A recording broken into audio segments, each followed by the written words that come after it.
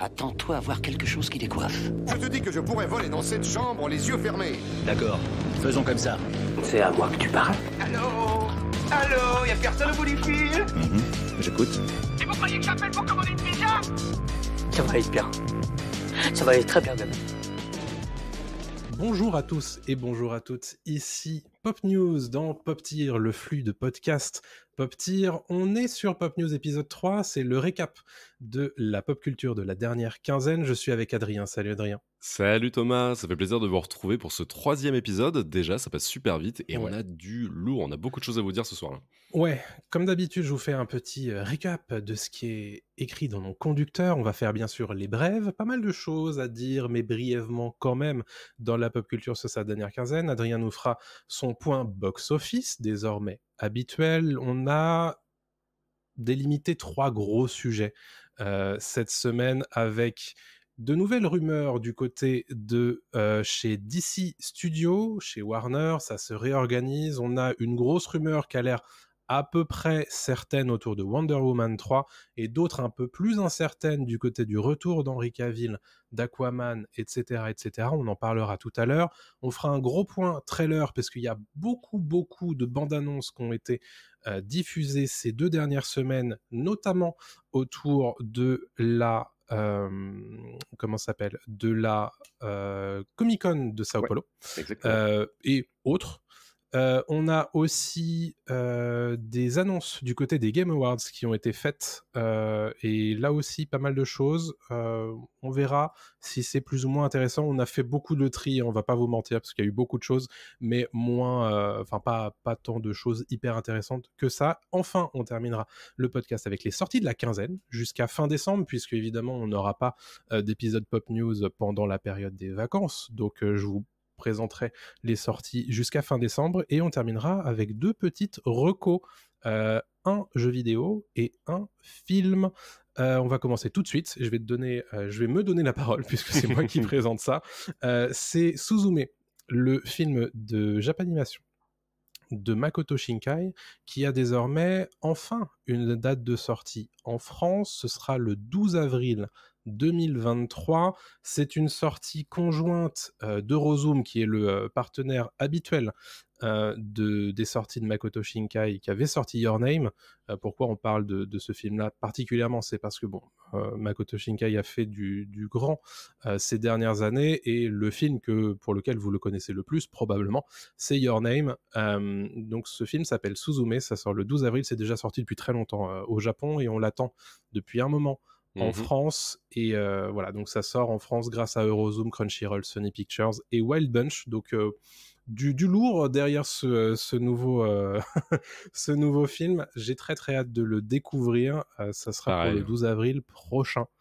On a d'autres dates qui ont été annoncées, notamment autour de Star Wars Mandalorian. Et ouais, ça a été annoncé au Comic-Con de Sao Paulo, comme tu en as parlé juste avant. Donc The Mandalorian, la saison 3 qui est très attendue, sera diffusée sur Disney+, le 1er mars 2023, donc très bientôt. Il faut attendre 3 petits mois et on aura la suite des aventures du Mandalorian et de Grogu.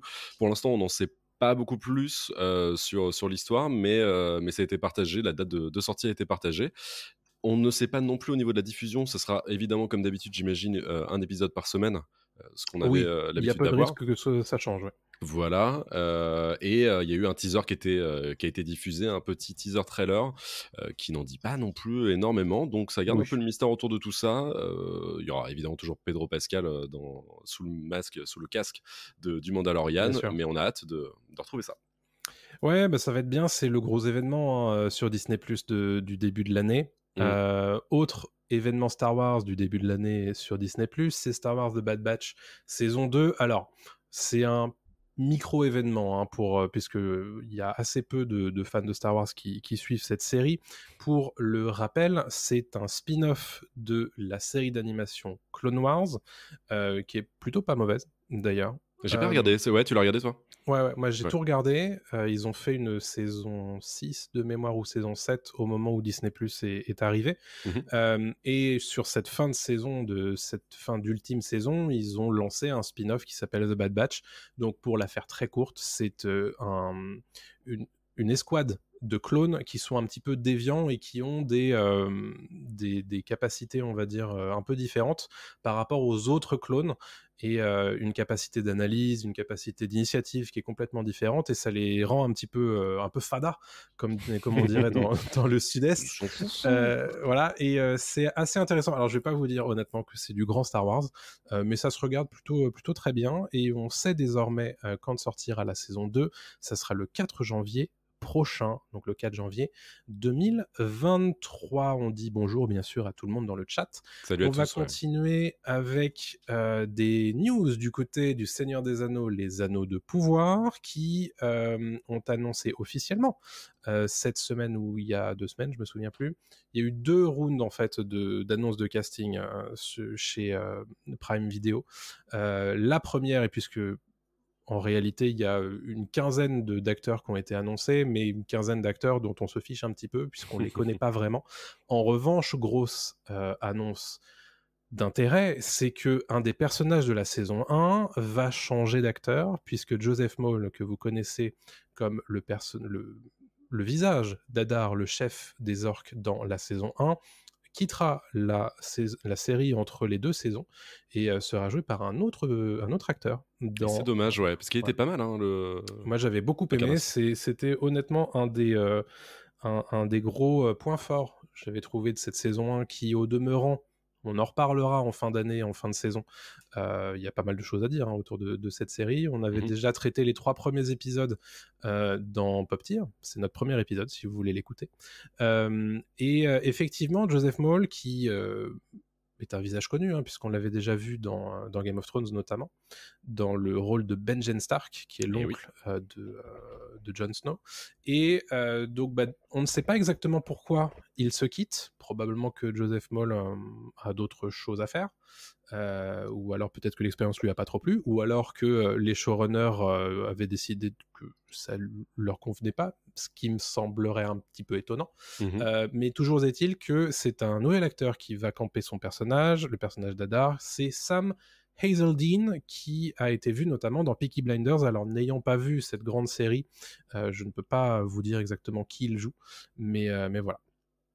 Mais je profite que tu parles de cette news, et tu parlais de Game of Thrones juste avant. On nous demande dans le chat, à propos, on nous parle de la série Jon Snow avec Kit Harington, et on n'a pas d'infos. Pour l'instant, c'est juste que c'est en préparation. Et d'ailleurs, est-ce que c'est complètement acté que cette série sortira? Je pense que c'est un peu dans les cartons pour l'instant, et il y a beaucoup de choses qui se préparent, mais on n'a pas forcément de toutes les infos. En tout cas, ils n'ont pas communiqué, HBO n'a pas communiqué plus que ça sur la série, quoi. Ouais, alors je sais que dans le chat, il y a pas mal de gens qui suivent assez assidûment l'actu autour de Game of Thrones. Il faut savoir que ce week-end avait lieu, et a lieu à l'heure où on enregistre ce podcast, qu'il y a une convention Game of Thrones qui a lieu à Los Angeles, et Kit Harington est présent, ainsi que Christopher Ivescu, qui joue le grand barbu sauvageon dans Game of Thrones. Je me souviens plus de son nom. Amoureux de Gwendoline Christie. Exactement. Et donc on s'attendait plus ou moins à une officialisation à ce moment-là. Mais pour l'instant, il me semble que la conférence, le panel avec Kit Harington est toujours en cours. Donc si jamais vous voyez des choses dans le chat, n'hésitez pas à nous en faire part, puisque pour l'instant, à l'heure où on a acté notre conducteur, on n'avait pas encore d'officialisation à ce sujet. Pour parler des choses, on attend les faits, les bonnes sources. Merci Kevin. Oui, Tormund, bien sûr. Donc on va passer à la suite. Chose intéressante. Honnêtement, j'aurais jamais pensé prononcer cette phrase en 2022. Un Rush Hour 4 avec Jackie Chan et Chris Tucker pourrait avoir lieu, puisque c'est Jackie Chan lui-même qui en parle. Exactement, ouais. Jackie Chan était invité à un festival en Arabie Saoudite très récemment, et donc il discutait évidemment avec la presse, sur le tapis rouge, et il a annoncé de nulle part qu'un Rush Hour 4 était en discussion. Il n'est pas en développement, en tout cas il est en discussion. Jackie Chan pourrait revenir, ça fait très longtemps d'ailleurs qu'on l'a vu à l'écran, pourrait revenir donc dans la franchise. On ne sait pas encore si un réalisateur est associé au projet, si Chris Tucker, son partenaire à l'écran, va revenir, mais en tout cas l'acteur Jackie Chan est très, très chaud pour revenir. Donc pourquoi pas. Arnaud qui pose la question qui fâche, mais il a quel âge Jackie Chan? Maintenant, je vais te dire ça tout de suite. Il a 68 ans. Non, ah ouais, il a commencé est très né jeune. en Ok. 54, le 7 avril 54, Jackie Chan. Donc, écoutez, moi honnêtement, je vais vous le dire tout de suite, Rush Hour 2, c'est un de mes plaisirs coupables de quand j'étais ado. Je regardais le film tout le temps, que ce soit avec mes parents, mon frère et tout. Donc ça me ferait plaisir, même si Rush Hour 3, honnêtement, c'est de la grosse merde. C'est nul. Je suis curieux de voir ce qu'il serait capable de proposer dans un Rush Hour 4 à pas loin du coup de 70 ans. C'est Jackie Chan, moi, il y a une saveur particulière quand même à ces films, donc pourquoi pas. Et puis il est quand même, c'est la méga star, on a tous grandi avec. Il est super drôle aussi quand il est dans n'importe quel film. Donc non, je suis chaud. Très chaud. Bah, voir. Alors, il y a 2 semaines, dans notre épisode 2, on vous parlait d'une problématique autour du spin-off de Pirates des Caraïbes autour de Margot Robbie. Margot Robbie qui disait n'avoir eu vent de rien autour de ce spin-off. Pour rappel, la saga Pirates des Caraïbes a 2 scripts qui sont en développement en ce moment à Hollywood. Le premier, on n'en connaît rien. Le deuxième, on sait que c'est plus ou moins autour d'une tonalité féminine autour de Margot Robbie.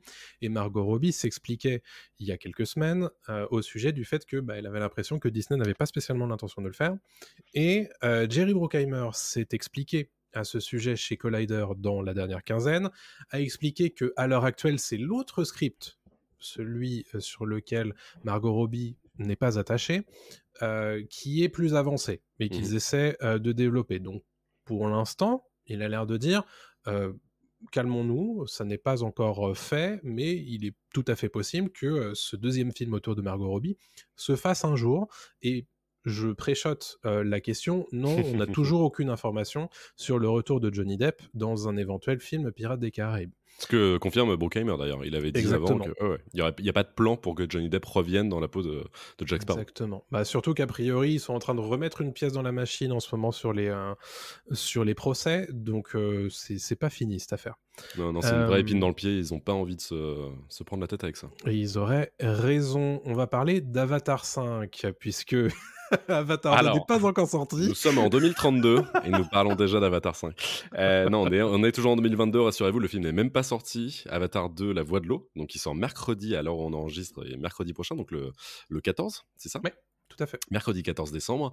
Mais Avatar 5 fait déjà parler de lui parce que le producteur John Lando, évidemment, est en tournée promo dans le monde avec son comparse James Cameron qui réalise le film.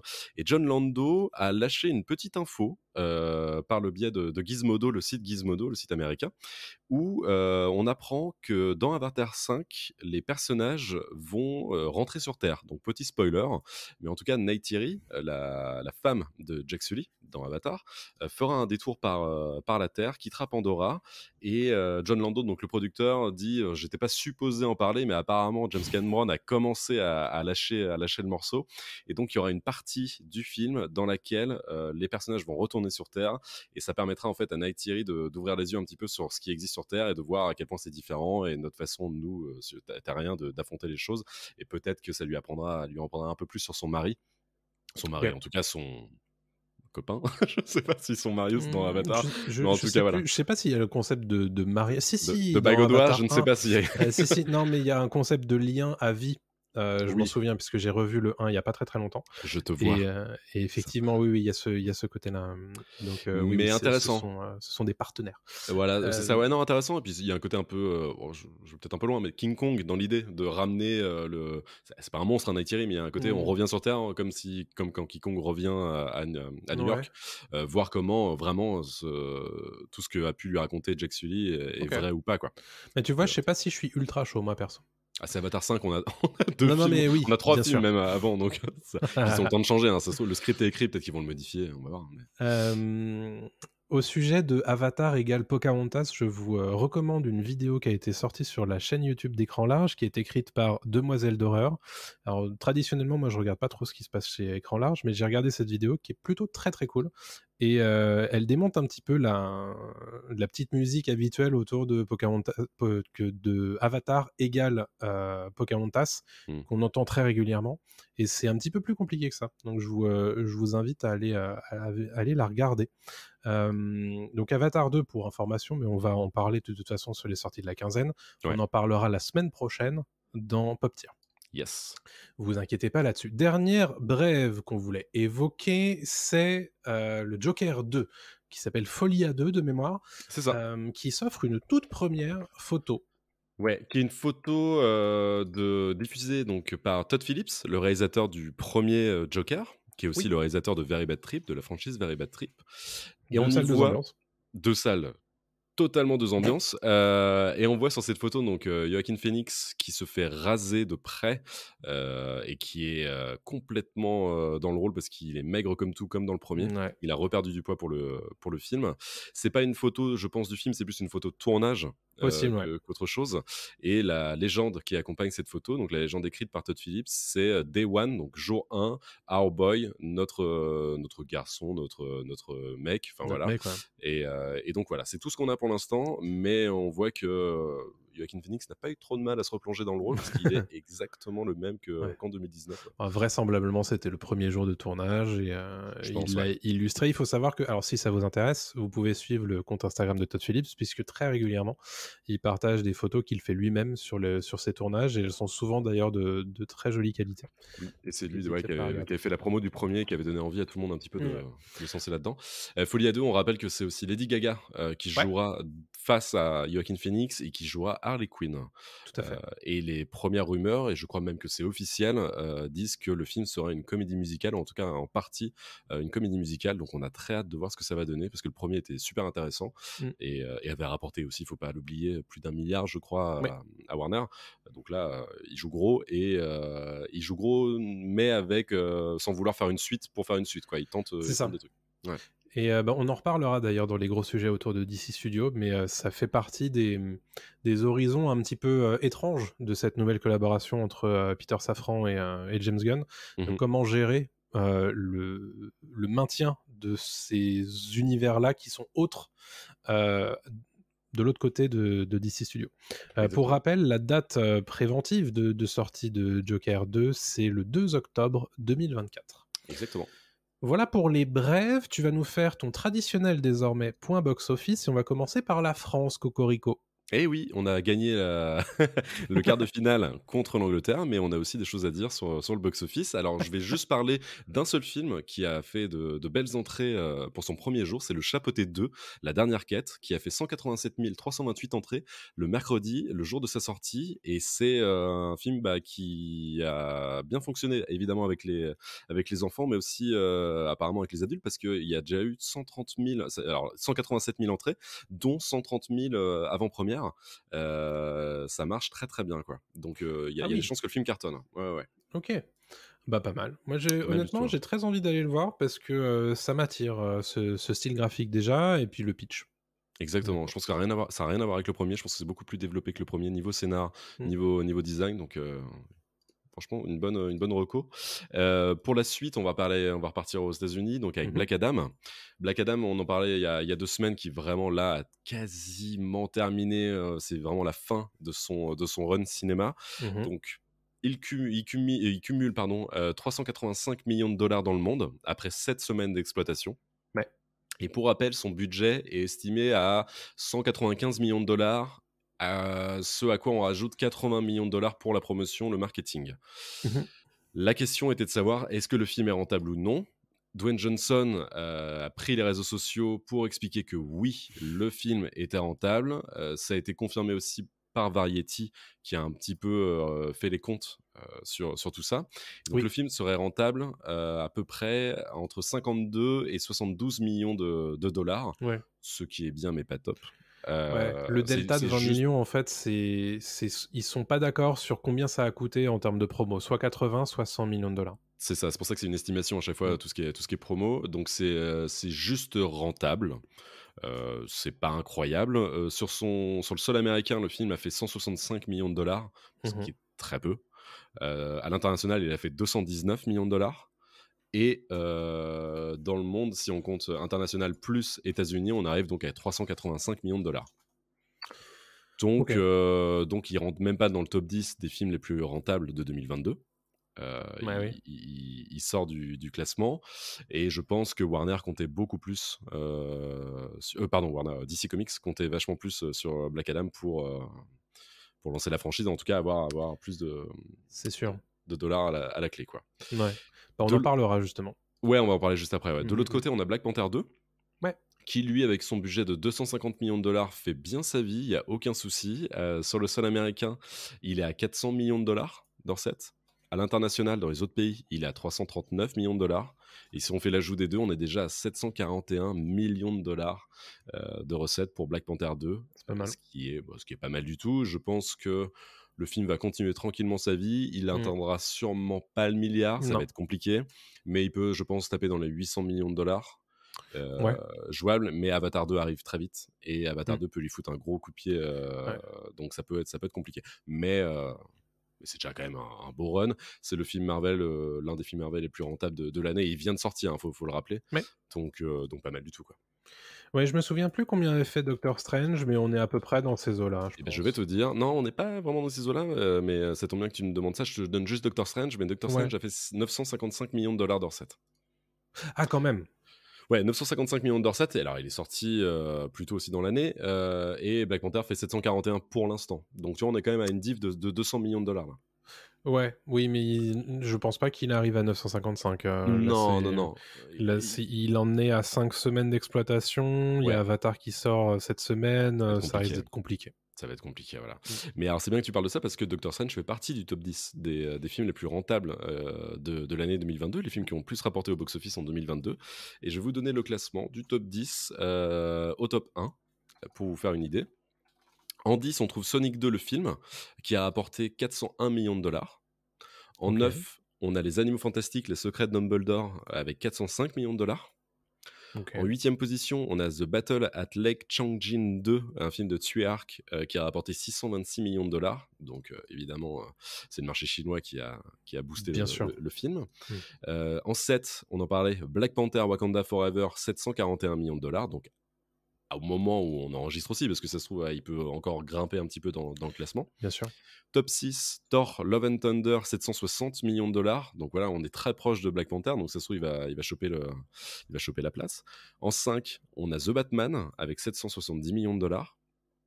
En 4, Les Minions 2 avec Il était une fois Gru, qui a rapporté 937 millions de dollars, ce qui est énorme. Les gens ne sont pas lassés de la franchise et elle continue à cartonner. Et là, on arrive donc au top 3, dont on a parlé juste avant, avec Doctor Strange dans le multivers de la folie, 955 millions de dollars. En 2, Jurassic World, Le Monde d'après, 1 milliard de dollars. Putain, et je te laisse deviner, mais je pense que tu sais. Quel film est premier? On en a parlé il y a un mois, c'est bien sûr Top Gun Maverick. C'est bien sûr Tom Cruise, l'amour du cinéma, qui a rapporté 1,4 milliard de dollars de recettes dans le monde, ce qui est énorme. C'est incroyable. Ce qui est fou, c'est que c'est une suite d'un film qui a presque 40 ans. 40 ans, ouais. Qui s'est sorti en 83, un truc comme ça. Ouais, et ce qui est dingue, c'est qu'ils ont trouvé la formule, quoi. Ils ont trouvé la bonne manière de faire ce film. Bien sûr, toujours centré autour de Maverick, mais dans une manière différente. Et de dépasser aussi le patron de l'original, ce qui n'était pas forcément une mince affaire. Moi, je t'avoue très honnêtement que Top Gun, c'est pas spécialement un film que j'apprécie de dingue. Et pourtant, avec Maverick, ils réussissent à dépasser ça, quoi. Ouais, ils réussissent à dépasser ça, et puis ils partent un peu sur autre chose, et je crois que c'est le fait d'avoir fait des prises de vue réelles qui a joué beaucoup. Je pense que les gens sont contents. Tom Cruise, c'est quand même une machine qui marche tout le temps. Et puis là, il y a l'aspect nostalgique plus prise de vue réelle. Ça marche le bien. Le bouche à oreille aussi. Et le bouche à oreille autour de ce film. C'est ça. Il est resté 2 mois et demi en salle, facile en France. Ouais. Donc, alors, il est sorti dans un bon moment aussi. Ça reprenait un petit peu, j'ai l'impression que oui, c'était un peu c'était au printemps, donc c'était pas mal, les gens étaient contents de retourner au ciné. C'est ça. Et c'est un film familial aussi, hein, c'est un film que tu peux voir avec n'importe qui, donc c'est cool. Non, ça marche bien. Et puis c'est une suite sans être une suite. Pour moi, 40 ans après, c'est une fausse suite en fait. Tu peux... Oui, bien sûr. Ouais. Oui, c'est un film en plus que tu peux regarder sans spécialement avoir vu le premier, ce qui est une bonne chose aussi pour la découverte de n'importe qui. C'est pratique pour le bouche à oreille. Quand les gens te disent « Oh non, mais t'inquiète, t'as pas besoin d'avoir eu le premier », c'est toujours un peu rassurant quand même. Donc voilà, Top Gun Maverick qui, de mémoire, si jamais vous êtes un abonné à Canal+, arrive très prochainement sur MyCanal et sur les chaînes du groupe Canal. Yes. Merci pour ton point box-office. Avec plaisir. Très complet comme d'habitude. On va parler des gros sujets qu'on a sélectionnés. Et le premier gros sujet qu'on a sélectionné, comme je vous le disais tout à l'heure en introduction, c'est DC Studios qui est un petit peu en train de se réorganiser. C'est même pas un petit peu, c'est grandement en train de se réorganiser en ce moment. On a une information exclusive qui nous vient du Hollywood Reporter, on le rappelle, très très connaisseur et très en lien avec beaucoup de sources à Hollywood, qui nous dit que le Wonder Woman 3 de Patty Jenkins ne va pas avancer plus loin que ça du côté de chez DC et Warner, tout simplement parce que la nouvelle direction, incarnée par David Zaslav, qui est le nouveau patron de Warner et de Discovery, mais aussi de James Gunn et Peter Safran, qui sont désormais à la tête de DC Studios, ont décidé que ça ferait pas l'affaire. Pour leur vision de ce qu'ils s'apprêtent à présenter très prochainement à David Zaslav dans leur plan des 10 prochaines années de l'univers d'ici au cinéma, à la télé, dans les jeux et dans l'animation, parce que c'est tout ça que sont en train de déterminer Peter Safran et James Gunn, et a priori le script sur lequel travaillait Patty Jenkins ne les a pas spécialement convaincus, ou du moins pas assez, en tout cas. Voilà. Ouais. Ou ne fait pas partie de leur plan, quoi. Ou tout simplement que ça faisait pas partie de leur plan, quoi qu'il arrive. Donc ça fait partie c'est la première grosse information du Hollywood Reporter, et on peut quasiment la considérer comme une information plus qu'une rumeur, puisque c'est confirmé par ailleurs par d'autres médias américains, notamment IndieWire et Variety, qui posent plus de guillemets et mettent des pincettes sur d'autres informations, d'autres rumeurs que donnait le Hollywood Reporter avec le conditionnel d'usage, bien sûr. Il disait qu'il y avait un monde dans lequel Aquaman n'aurait pas de suite, Black Adam n'aurait pas de suite, et comme on l'a vu tout à l'heure avec Adrien, ça s'expliquerait aussi d'un point de vue monétaire, et dans lequel Henry Cavill ne reviendrait pas lui-même en tant que Superman, et ça, ce serait une grosse news, puisqu'il y a un mois, on vous disait justement que Henry Cavill revenait en tant que Clark Kent / Superman, et ça, pour le coup, ce serait une grosse désillusion, je pense, pour les fans, bien sûr, pour Henry Cavill aussi, bien évidemment. Alors, moi, j'y crois moyen pour Henry Cavill. J'ai l'impression que là, il y a beaucoup de news qui tombent d'un coup. Voilà, c'est des suppositions. Alors, Wonder Woman, par contre, c'est quasi acté que le film ne sera pas. Mais Wonder Woman 3. Par contre, Henry Cavill, j'ai un peu plus de mal à le croire parce qu'il a quitté The Witcher, comme on vous l'a annoncé il y a 2 semaines. Il quitte pas un projet comme ça sans rien derrière. Il est de retour dans l'écurie d'ici. Il y a eu quand même une photo qu'il a diffusée, qui a été reprise aussi par Dwayne Johnson, en disant c'est bon, Clark Kent revient à la maison, voilà, etc. Il y a eu du lobbying pour qu'il revienne et tout. Et d'un coup, du jour au lendemain, on supprime tout ça. Peut-être, je dis pas, hein, mais ça m'étonne qu'on lui fasse un coup dans le dos comme ça et qu'il soit pas prévenu, quoi. Bah, ce serait pas la première fois qu'un changement de direction face à un changement aussi drastique de destination, parce que nous on a fait cette news il y a 1 mois, mais en réalité cette news elle avait déjà 2 semaines, donc ça fait 1 mois et demi que tout ça a eu lieu, et si ça se trouve, Henry Cavill il a rien signé, hein. Et donc du coup ce serait horrible, mais s'il a rien signé, le pauvre, tu vois, donc alors, on va quand même préciser tout de suite que, comment il s'appelle, James Gunn a pris la parole sur Twitter, comme il le fait régulièrement, et il a dit que une partie de ce qui est écrit est vrai, une partie de ce qui est écrit est à moitié vrai, et une autre partie est totalement fausse, et de l'autre partie, ils ont juste pas encore pris la décision. C'est un bordel. Ça doit être le bordel, à mon avis. Alors, pour rappel, cette semaine, on n'en aura pas spécialement vent à mon avis, mais cette semaine, James Gunn et Peter Safran doivent présenter leur idée à David Zaslav, le PDG de Warner Discovery, pour les 10 prochaines années de l'univers DC tel qu'ils veulent le relancer. Puisque là, on parle vraiment d'une relance a priori, plus qu'une continuation. Et donc, il est tout à fait possible, voire probable ou envisageable, que James Gunn et Peter Safran essayent d'avoir une table la plus rase possible, sachant que, comme on l'a dit tout à l'heure, il y a quand même ces micro-univers qui persistent et qui vont sortir pour 2023, 2024, 2025. On en a parlé tout à l'heure, mais Joker 2, pas leur juridiction. Batman et la série Pingouin, pas leur juridiction non plus. Donc comment ils vont faire ? Et je pense aussi que l'annulation, qui sera confirmée ou non, officiellement de Wonder Woman 3 va un petit peu dans ce sens-là, c'est comment continuer et faire quelque chose qui fasse table rase si on continue à avoir des miettes du Snyderverse, comme les gens aiment bien le nommer. Je pense que, et surtout ça va être compliqué pour eux, parce qu'en 2023, il y a 4 films d'ici qui sortent sur lesquels ils ont absolument rien fait. Il va y avoir donc Aquaman 2, Shazam 2, Blue Beetle et le dernier c'est j'ai oublié. The Flash, non ? The Flash, merci. Flash, ouais. Donc tout ça sort en 2023. Ils ont absolument rien fait là-dessus éditorialement.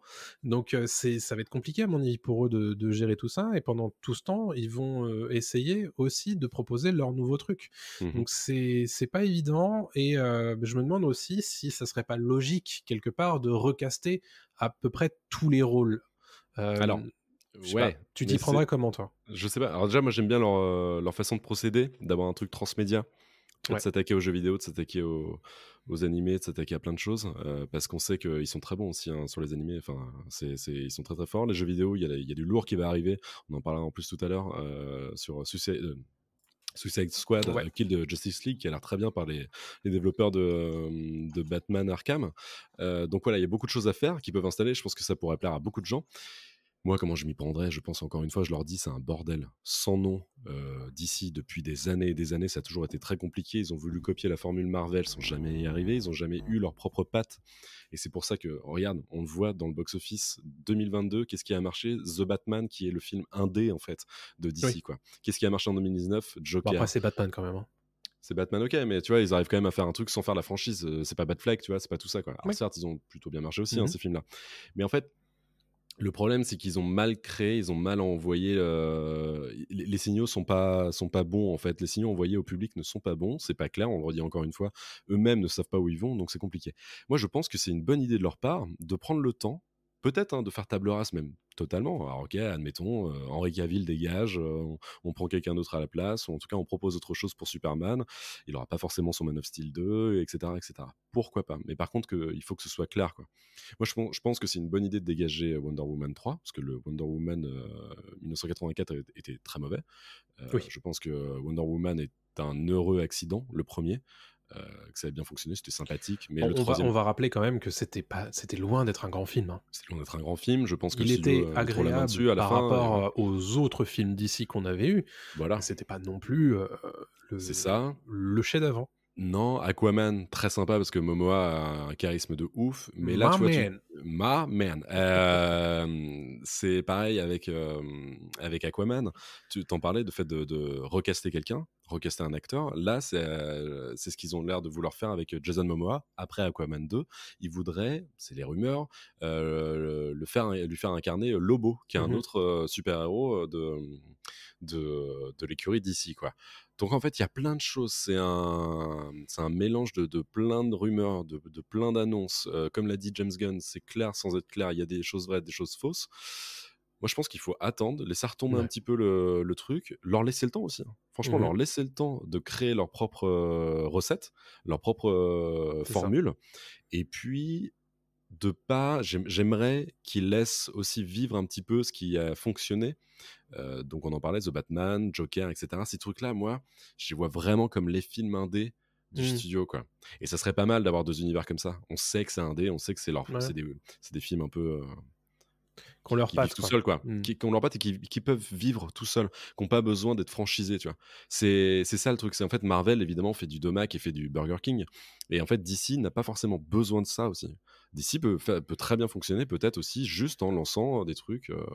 J'ai l'impression quand même que c'est ce qu'on leur demande à James Gunn et Peter Safran, c'est Faire de l'argent, de faire des thunes. Vraisemblablement, ils ne seraient pas sous le coup des restrictions budgétaires qui sont nombreuses chez Warner Discovery en ce moment, puisque la fusion a été aussi l'occasion de faire du matraquage de licenciements, etc.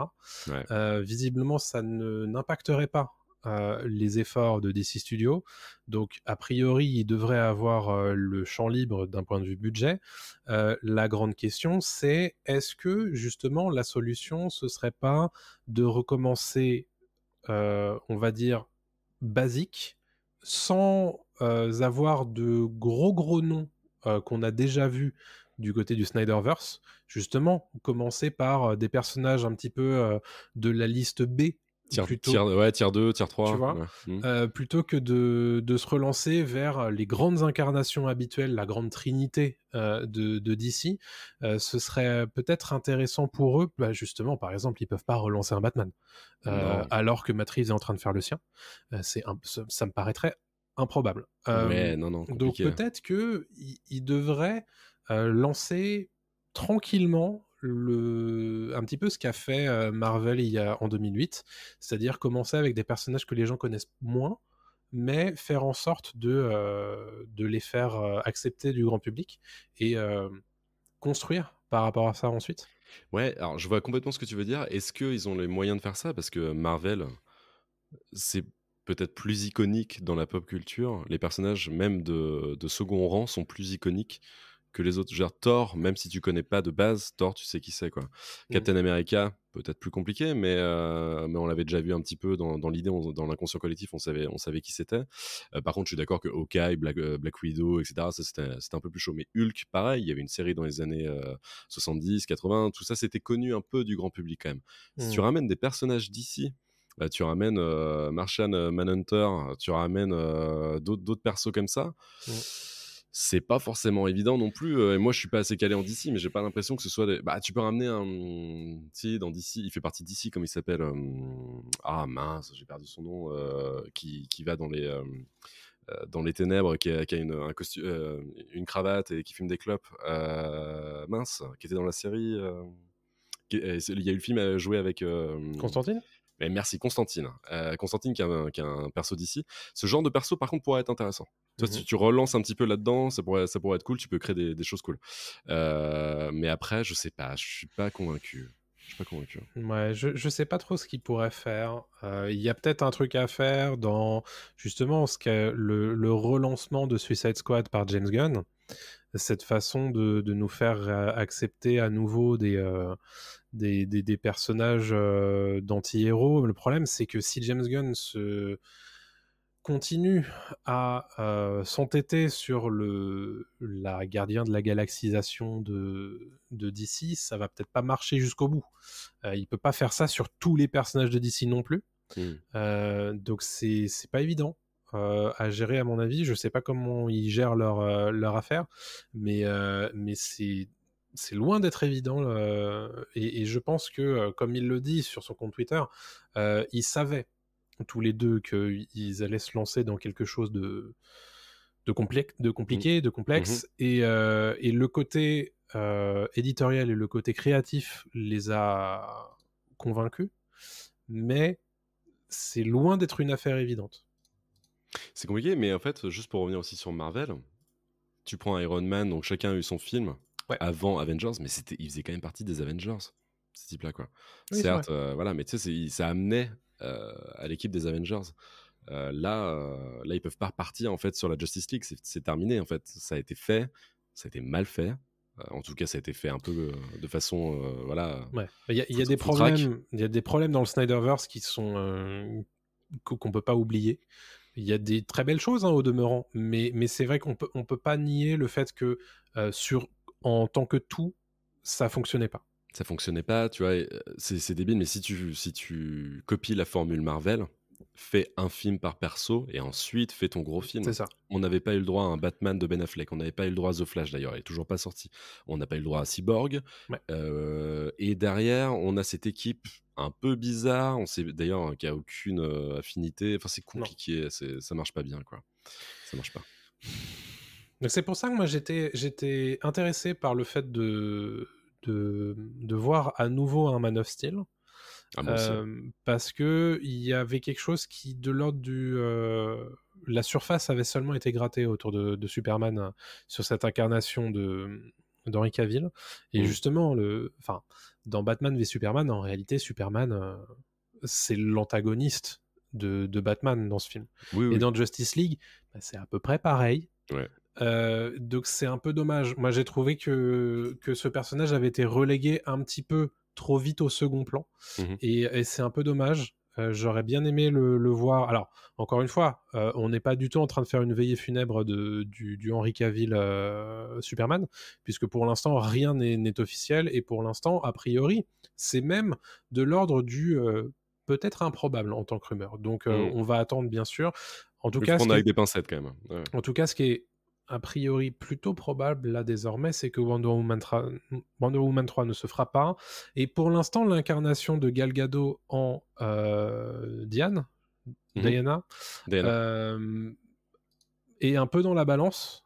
Donc j'imagine que s'ils font pas Wonder Woman 3, ils vont peut-être pas garder Gal Gadot dans leur grand schéma. Mais ça, on en sait rien. Ça me dérange moins. Comme tu dis, au bout d'un moment, il faut recaster. Et on sait que chez Marvel, ce sera la même chose. Au bout d'un moment, les persos iconiques seront recastés. Hein, mais pour l'instant, c'est pas trop, le cas. parce qu'ils ont ça viendra avec leur X-Men.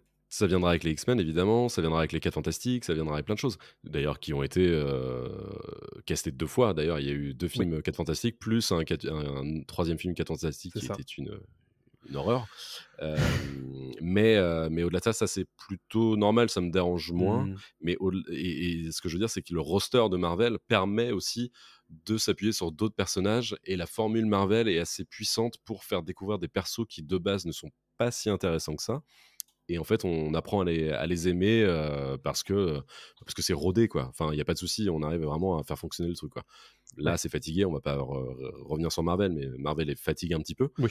Mais bon, la fatigue de Marvel, c'est rien comparé au bordel sans nom qu'est DC en ce moment, quoi. Disons que il y a des efforts créatifs qui ont été clairs du côté de DC, mais la réalité économique de ce qu'on leur a demandé de faire était intenable en réalité. Exactement, ouais.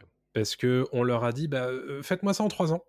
Bah ouais, mais ça fonctionne pas. Donc moi j'attends déjà que DC Studio prenne son temps et nous présente un plan qui soit intéressant, et surtout qui prennent le temps, parce que là ça fait 2 mois en réalité qu'ils ont pris la tête de DC Studio.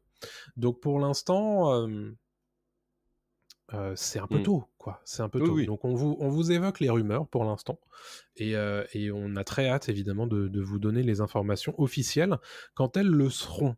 Exactement. Je te propose de passer à la suite, puisqu'on a beaucoup de trailers à évoquer cette semaine. Ça a été très chargé cette semaine en trailer. Ouais.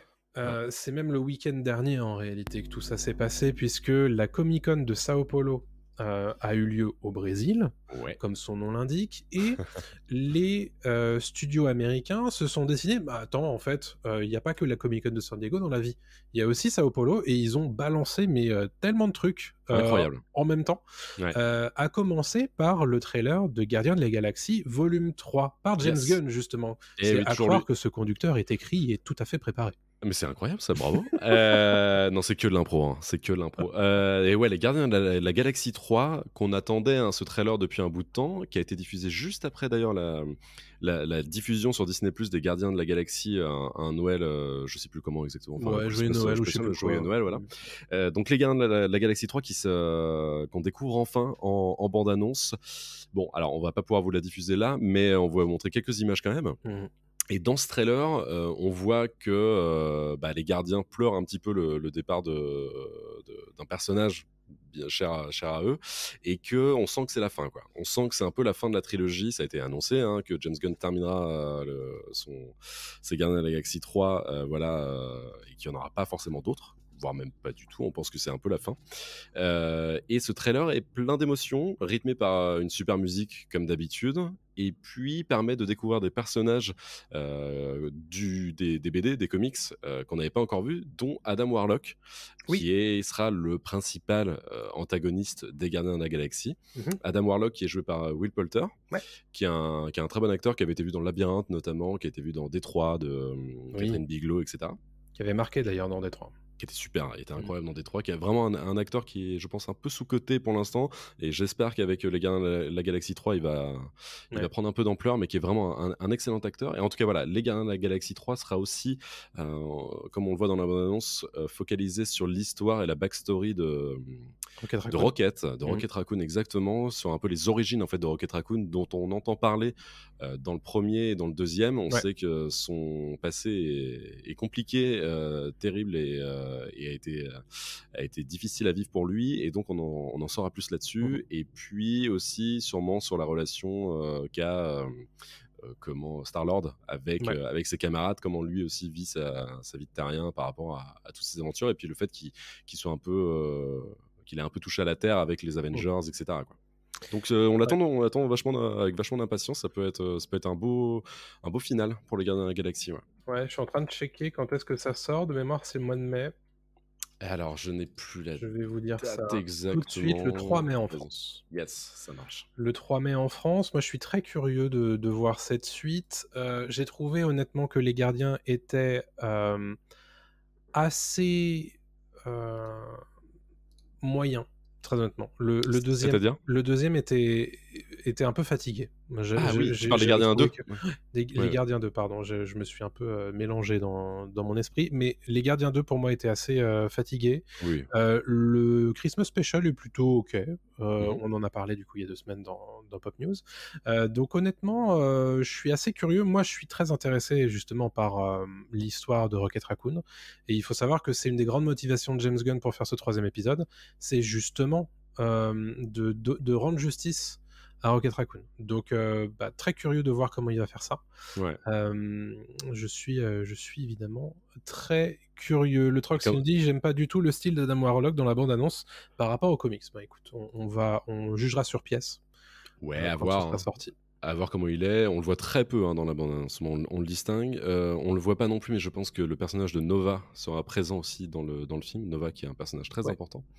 On voit d'ailleurs que les gardiens portent le costume de Nova Corps. Donc c'est une partie du comics qui est super intéressante. Donc à voir ce qu'ils en font. Moi, je suis très curieux, et juste au-delà du scénario et de ce qu'on peut apprendre sur l'histoire, je trouve que les CGI, enfin le design est très cool, les effets spéciaux ont l'air très sympas, et on va passer, je pense, un bon moment, peut-être un peu plus travaillé aussi que dans le 2, comme tu disais, un peu plus, ça voyagera peut-être un peu plus, quoi. Il y a des idées, je trouve, de colorimétrie très cool, il y a des trucs très, très jolis. Yes, donc ça c'est pour le 3 mai 2023. Autre film dont on vous a fait parler il y a 2 semaines dans Pop News, c'est Indiana Jones 5, qui à l'heure actuelle, à l'heure où vous en avez parlé, n'avait pas encore de titre officiel. Non. C'est désormais le cas, puisqu'on a eu une bande-annonce en bonne et due forme balancée à la Comic-Con de Sao Paulo, et ce sera Indiana Jones et le cadran de la destinée, qui est prévu pour le mois de juin, le 30 juin 2023 aux États-Unis, donc a priori le 28 juin 2023. C'est 28 juin chez nous, Et honnêtement, ça donne envie. C'est ce qu'on vous avait dit au Pop News numéro 2, mais là on a vraiment la bande-annonce, elle est assez folle. Je m'attendais pas à une bande-annonce aussi cool, mais elle est vraiment rythmée, elle est vraiment bien. Il y a cette scène où on voit Indiana Jones rajeuni, en tout cas Harrison Ford rajeuni, folle, incroyable scène où on se dit c'est vraiment tourné il y a plusieurs années. Pas du tout, c'est que de la CGI, c'est fou. Et puis ça a l'air très rythmé. Harrison Ford a l'air d'être encore super en forme pour le rôle. Donc ça a l'air de voyager aussi pas mal. L'histoire a l'air bien. Franchement, très bien. Petit retour de John Rhys Davies dans le rôle de Salah. De Salah, qui a pris un petit coup de pelle. On va pas se mentir quand même. Je sais pas quel âge il a, mais oui. Disons qu'Harrison Ford, lui, tient le choc comme jamais, mais c'est Harrison Ford. Hein. Quand on est bon un jour, on est beau toujours. Mais Harrison Ford doit pas être loin non plus. Hein. Non, Harrison Ford, et les deux. Ouais. Non, mais voilà, c'est Harrison Ford en même temps, c'est incomparable. Hein. Harrison Ford à 80. Voilà.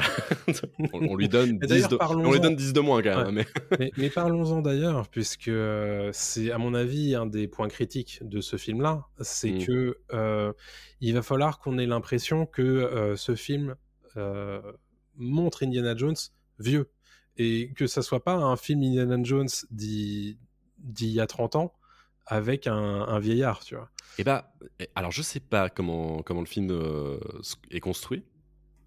Et je pense que là, je lance une idée en l'air. Hein. Mais comme Mads Mikkelsen joue un nazi, et Mads Mikkelsen, je pense, a un rôle assez conséquent en fait dans le film. Et on le voit dans une scène de la bande-annonce, Mads Mikkelsen affronte Indiana Jones jeune. Est-ce que le film n'est pas coupé en fait avec plein de flashbacks où en fait on aurait beaucoup d'allers-retours dans le temps et les scènes avec Harrison Ford vieux sont des scènes peut-être un peu plus posées, même si on en voit une qui est très drôle d'ailleurs face à plein d'ennemis où il sort le fouet. Belle référence. Très belle référence où là justement c'est eux les ennemis qui sortent les armes pour lui tirer dessus. Est-ce que c'est pas ça le film? Est-ce que c'est pas beaucoup de flashbacks aussi pour permettre, parce que s'ils ont la technologie, nous avons la technologie. S'ils ont la technologie, pourquoi pas l'utiliser pour justement se faire plein de scènes quoi, dans le passé?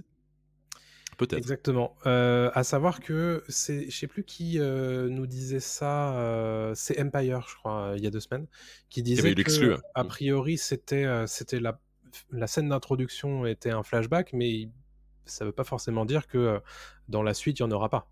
C'est ça. Et vraiment, moi, ce qui me met vraiment la puce à l'oreille, c'est Mads Mikkelsen qui accepte de jouer un nazi. Et quand je dis que c'est dans le passé, c'est forcément dans le passé parce qu'il a un costume de nazi, voilà, costume noir classique. Et en fait, on se dit que, bon, évidemment, si le film se passe en 69, on est un peu grillé quand on porte ce costume-là. Donc je me dis que c'est pas pour rien et qu'il a un rôle forcément plus conséquent. Il n'est pas second rôle, Mads Mikkelsen. Oui, je serais pas surpris qu'on le revoie par la suite.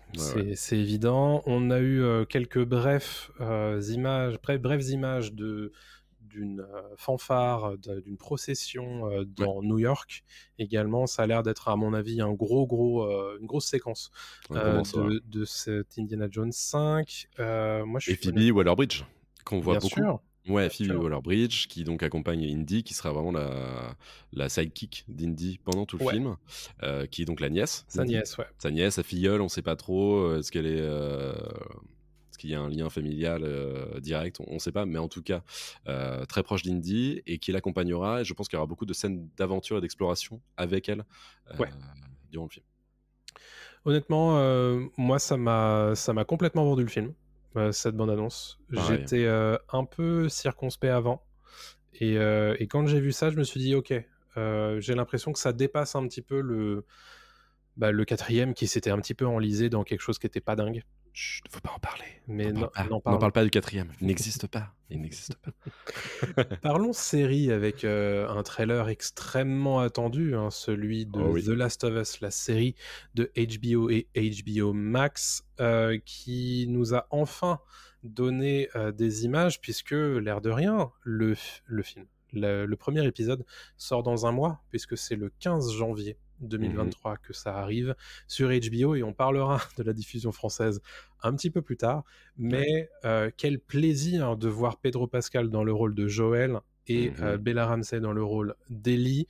Je suis très curieux de voir ce que ça va donner, mais on sent que les bases de l'adaptation du jeu vidéo, puisqu'on va le préciser quand même, The Last of Us, c'est une adaptation d'un jeu vidéo critiquement acclamé, comme dirait un très mauvais anglicisme. Un succès public et critique, vraiment. Quoi. Vraiment très très bon jeu, qui d'ailleurs a eu un remake sur PlayStation 5 ces derniers mois.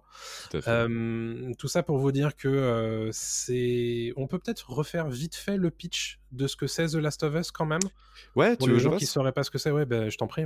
Ouais, alors en fait, The Last of Us, c'est très simple, c'est une contamination quasiment globale, en fait, en tout cas des États-Unis, pas forcément du monde, parce qu'on sait pas trop, mais en tout cas aux États-Unis, le sol américain est contaminé par un champignon qui transforme les gens et qui les transforme en zombie, on va dire, En voilà, en tout cas infecté. en infecté qui en contamine d'autres évidemment. Et donc là, ça se déroule 30 ans plus tard, je crois, la contamination, 30 ans après le début de la contamination. Les gens essaient de survivre comme ils peuvent, et on suit en fait Joël dans le premier The Last of Us. On suit Joël qui a perdu sa fille, désolé pour le spoiler, mais le jeu est sorti il y a 10 ans quand même, qui a perdu sa fille en fait, et est devenu comment on dit, un transporteur, un smuggler, Oui, c'est ça, un transporteur. Ouais. transporteur C'est un fixeur, on dirait, quoi. C'est Ouais. quelqu'un qui fait des petits jobs par-ci par-là, mais surtout ça. dans le transport, quoi. Voilà, donc d'armes, de n'importe quoi en fait, et sauf que on lui demande de transporter une jeune fille qui a à peine 13-14 ans, une adolescente, qui est contaminée, enfin qui a été mordue, mais n'a pas été contaminée en fait. Elle a été mordue par un zombie et n'a pas été contaminée, ce qui fait qu'en fait elle est potentiellement porteuse d'un antidote en fait, et d'un vaccin contre le virus. Voilà, on va pas aller plus loin, mais commence alors une aventure qui va durer à peu près une vingtaine d'heures dans le premier jeu, Ouais. qui va faire traverser les deux héros, il va faire traverser les États-Unis d'est en ouest, si je me souviens bien. Oui, c'est ça. Et pour amener la petite d'un point A à un point B. Et on n'ira pas plus loin, mais va se créer évidemment une relation père-fille qui est incroyable. C'est superbement bien écrit. C'est l'un des jeux vidéo les mieux écrits de ces dernières années. The Last of Us 2. Et un final incroyable sur The Last of Us 1. Ouais, c'est éblouissant. C'est du génie. Cette fin est touchante et incroyable. Et The Last of Us 2, donc il poursuit là-dessus. On va pas développer The Last of Us 2. Oui, toi, je sais que t'avais pas aimé. Ouais, moi j'ai beaucoup moins aimé le deuxième par rapport au premier, mais j'ai l'impression d'être un peu seul tout à penser ça. Mais c'est pas grave. En fait, j'ai été beaucoup plus impressionné par la narration du premier que par le deuxième, et surtout par le fond. Moi, c'est le fond du propos du deuxième qui m'a gêné, parce que... Enfin bref, la thématique n'est pas la même. La thématique du 2 est la vengeance, alors que la thématique du 1 est la filiation et j'avais trouvé que c'était un petit peu bas du front en fait. Ça m'avait un peu gonflé. Mais voilà, un jour, il faudra qu'on en parle. Parce que je sais qu'on n'est pas d'accord là-dessus. Non, pas du tout d'accord. J'ai adoré le 2. Mais bref, tout ça pour revenir sur la série qui sort du coup le 15 janvier aux États-Unis. C'est très bientôt, et justement, il faut qu'on en parle. Et oui, c'est pour ça qu'on est là. Aucune information sur la diffusion en France de cette série. Ça me rend dingue. Et ça, ce que je trouve fou en fait, c'est que on le sait que OCS le diffusera pas. Mais qui va remplacer? Et à un mois de la sortie, on devrait être fixé quand même. Et moi, ça m'inquiète, parce que je suis en train de me dire, si ça se trouve, on va pas l'avoir en même temps que les États-Unis. Ça a été le cas pour d'autres séries, parfois. Donc, c'est pas inédit. Il y a des chances qu'on n'ait pas du tout la série tout de suite, et qu'on attende peut-être la fin de la diff, et qu'on l'ait que dans quelques mois. Je crois, il y a des rumeurs qui disent qu'Amazon Prime serait sur le coup. Alors, il faut aussi rappeler que Canal va sûrement racheter OCS, ou en tout cas s'associer... racheter OCS, je crois. Donc il y a des chances aussi que ça se fasse, mais ça c'est dans quelques mois. Donc on n'aura pas la série tout de suite. Donc voilà, il y a beaucoup de choses en jeu, et on a, comme tu dis, pas de diffuseur français, quoi. Mais pour information, cette semaine, OCS a envoyé un communiqué de presse aux journalistes pour préciser son offre 2023, et dedans il parle de Handmaid's Tale saison finale, il parle de plein de films, il parle pas de The Last of Us. Donc vous inquiétez pas, vous pouvez être sûr que c'est pas sur OCS qu'on regardera The Last of Us l'an prochain, sauf grosse surprise. Et effectivement, pour confirmer ce que tu racontes sur Prime Video, Prime Video va devenir un diffuseur des séries HBO Max surtout, puisqu'on en parlera dans le coin sorti de la quinzaine, mais le 30 décembre sort Peacemaker sur Prime Video en France, qui est une série HBO Max qui n'avait pas encore été diffusée en France. Donc, est-ce que ça va être ça désormais, le paradigme HBO Prime Video, c'est-à-dire qu'on va se taper les séries en France bien plus tard, des mois plus tard, alors que tout le monde les aura piratées déjà avant, pour les mater. Moi, ça m'inquiète, honnêtement. Si c'est le cas, honnêtement, enfin, c'est très grave. Mais, c'est très grave ce que vous faites. Ce serait vraiment, vraiment dommage. Après, dis-toi que c'est une autre problématique, mais les séries Disney Plus n'étaient pas diffusées tout de suite, donc on avait dû attendre, tu vois, que la plateforme débarque. Oui. C'est un peu... Ah oui, mais regarde, c'est un peu la même chose. HBO Max, c'est une plateforme américaine, elle n'est pas présente en France. Nous, on avait la chance avec OCS d'avoir des séries HBO. HBO Max, évidemment, a envie de récupérer tout dans son giron et de lancer ses propres plateformes. Bien sûr. Moi, d'ailleurs, une petite aparté, mais je trouve ça lunaire que toutes les plateformes se lancent. Là, il y a Paramount en ce moment, il y a tout le monde. En fait, on ne sait plus où donner de la tête, il n'y a rien qui va. On ne sait plus où donner notre porte-monnaie, en fait. Ben oui, c'est trop. C'est trop. On dilapide un peu trop notre fric là-dedans, dans plein de plateformes. On sait peu où c'est. Le catalogue n'est jamais très clair, donc en fait, on sait jamais quelle série sort ou pas. Donc bref, ça c'est autre chose. Mais moi, ça me choque pas trop parce que tu vois, Disney+, on a attendu quelques temps avant de pouvoir l'avoir en France et les séries étaient déjà sorties bien avant. The Mandalorian, je sais pas si tu te souviens, mais on a attendu vachement alors que les États-Unis en parlaient déjà comme jamais, gros goût et tout. Tout le monde était à fond. Nous, on disait apparemment il y a un petit Yoda qui traîne, on ne sait pas ce que c'est. Voilà. Donc moi, ça me choque moins. Ce qui m'embête évidemment, c'est de ne pas avoir de diffuseur français pour le moment et que les gens puissent pas en profiter, en tout cas qu'une grande partie de la population puisse pas en profiter. Mais, c'est ça. Donc bon. Et donc ça c'est pour le diffuseur. En rappelant, donc la bande-annonce a été diffusée, qui est super, et cette bande-annonce revient vraiment sur le premier jeu, donc s'attaquera exclusivement au premier jeu, peut-être pas même l'intégralité du premier jeu. Je pense que je suis pas certain, je suis pas sûr que ça s'arrêtera peut-être à la moitié du premier jeu, en tout cas de l'histoire du premier jeu. Pedro Pascal a l'air impeccable en Joël, très dur à incarner parce que Joël, charisme de dingue, doublé par Troy Baker. Rappelons d'ailleurs que Troy Baker, le doubleur de Joël dans le jeu, fera un caméo dans The Last of Us. Pareil pour... on le voit dans la bande-annonce d'ailleurs. On le voit dans la bande-annonce, tout à fait. Tout comme Ashley Johnson. Exactement, merci, tu vas trop vite. Voilà. Tu me les rebondis dessus, c'est incroyable. C'est du tennis. Non, voilà, Ashley Johnson, qu'on voit aussi dans la bande-annonce, sera présent. Donc c'est sympa de faire des caméos aux doubleurs originaux qui étaient super pour les deux rôles. Et cette bande-annonce aussi permet de voir le style visuel qui a l'air vraiment de coller au plus près de ce qu'on a pu voir dans le jeu vidéo. Ça a l'air d'être super bien fini, les détails sont dingues. Et puis de voir quelques acteurs qu'on n'avait pas trop vus non plus depuis le début, et notamment Anna Torv, que j'aime beaucoup, qui a joué dans Fringe, qui a joué dans Mindhunter, et là qui joue Tess, qui est un personnage très important de The Last of Us.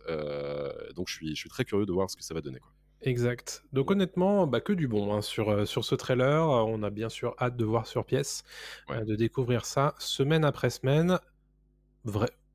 Si possible. Possiblement en légal en France, ce serait chouette. C'est mieux. Merci. Passons à la suite avec le trailer de Super Mario Bros.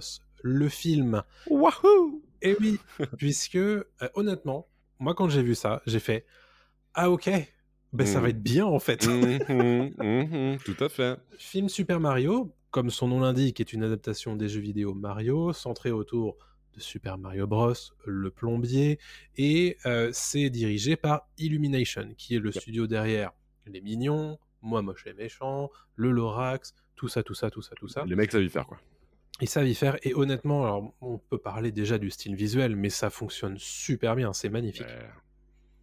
Et il faut aussi préciser immédiatement que le doublage des bandes annonces en français est super bien. Et oui. Limite vachement mieux que celui où il y a énormément de stars du côté des États-Unis. Honnêtement, alors, en fait, non. Il est très bien le doublage américain. J'ai juste quelques doutes sur Chris Pratt en Mario.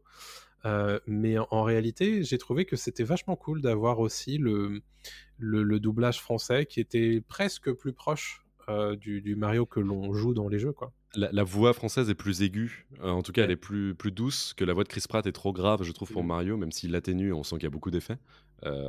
Mais c'est vrai que moi, elle me dérange un peu. À voir durant le film, en fait, pendant tout le film, ça peut moins choquer. Mais comme tu l'as dit, le doublage américain est cool. Jack Black en Bowser, c'est génial. Michael Key en Toad, c'est super. Mais les voix françaises ont l'air d'être exceptionnelles, et en tout cas de coller au plus près, voilà, de l'image qu'on peut se faire aussi des persos qui n'ont pas forcément de voix dans les jeux, et donc c'est très cool, quoi. Et puis il y a ce style, c'est compliqué, mais je pense qu'Illumination a trouvé le moyen d'adapter le style de Mario, qui est un style extrêmement connu et en fait qui est gravé dans notre rétine. Ouais. Et pourtant, ils ont fait quelques ajustements qui permettent d'avoir de nouveaux effets visuels et une nouvelle DA. Voilà, tu le montres à l'écran. Voilà, ces gros yeux de Mario qu'on voit d'habitude jamais. Je sais pas, c'est cool. Moi, je trouve ça très sympa. Voilà. Et moi, j'aime bien parce que les premières phases d'humour dans la bande-annonce fonctionnent bien. Ouais. Il y a ce côté Mario, en fait, c'est un mec qui essaie de faire des trucs, mais en fait, il se fait bolosser tout le temps. Moi, déjà, ça me fait marrer. C'est cool. Et il y a vraiment ce côté aussi énormément de références à l'écran. Je pense que les ultra fans vont se régaler devant ce film. Déjà sur les bandes annonces, ils se régalent. Ouais. Et effectivement, il y a eu une bande annonce au Game Awards, mais je crois pas l'avoir vu. Alors, moi je l'ai vu, c'est pas une bande-annonce, c'est un extrait. En fait, c'est un extrait D'accord. où Mario se balade dans le royaume champignon avec un Toad. Et c'est super cool parce qu'en fait, ils utilisent toutes les plateformes de Mario. Ils utilisent les coins, les boîtes de pièces. Mario se galère en fait à faire un jump que, en fait, en tant que joueur, on galère aussi à faire. Et il se rattrape à la dernière minute au truc. Voilà, il y a plein de références en fait aussi au gameplay de Mario. Cool. Et c'est très cool en fait. Les mecs ont tout compris. Enfin, ils ont l'air d'avoir tout compris à l'univers Mario, au point que ce soit méta un peu genre on sait que vous galérez à faire des saltos. Ben regardez, en fait, voilà, on le montre aussi. Ça. Donc ça c'est cool. Ouais. Trop bien. Pour information, ça sort le 29 mars 2023, a priori en France. Ce qui m'étonne puisque c'est prévu pour avril aux États-Unis. Donc il va falloir qu'on vérifie ça. Nous, c'est toujours quelques jours avant. C'est toujours le vendredi aux États-Unis et le mercredi chez nous. Donc ce soir, ça doit être Ouais, j'ai quand même 7 avril aux États-Unis, donc ça m'étonne d'avoir 29 mars en France. Mais bref, on vérifiera ça un de ces quatre et on vous dira.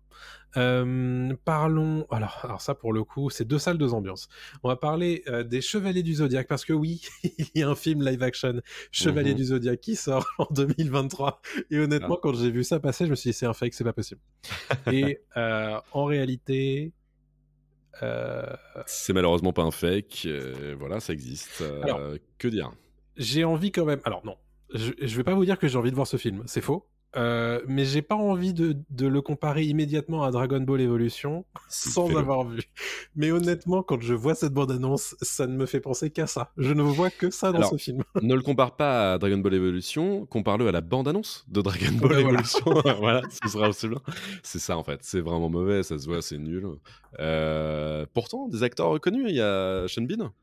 Famke Janssen qui était Jean Grey dans X-Men, pourquoi pas quoi, mais ça a pas l'air fou quoi. Et puis bon, cette franchise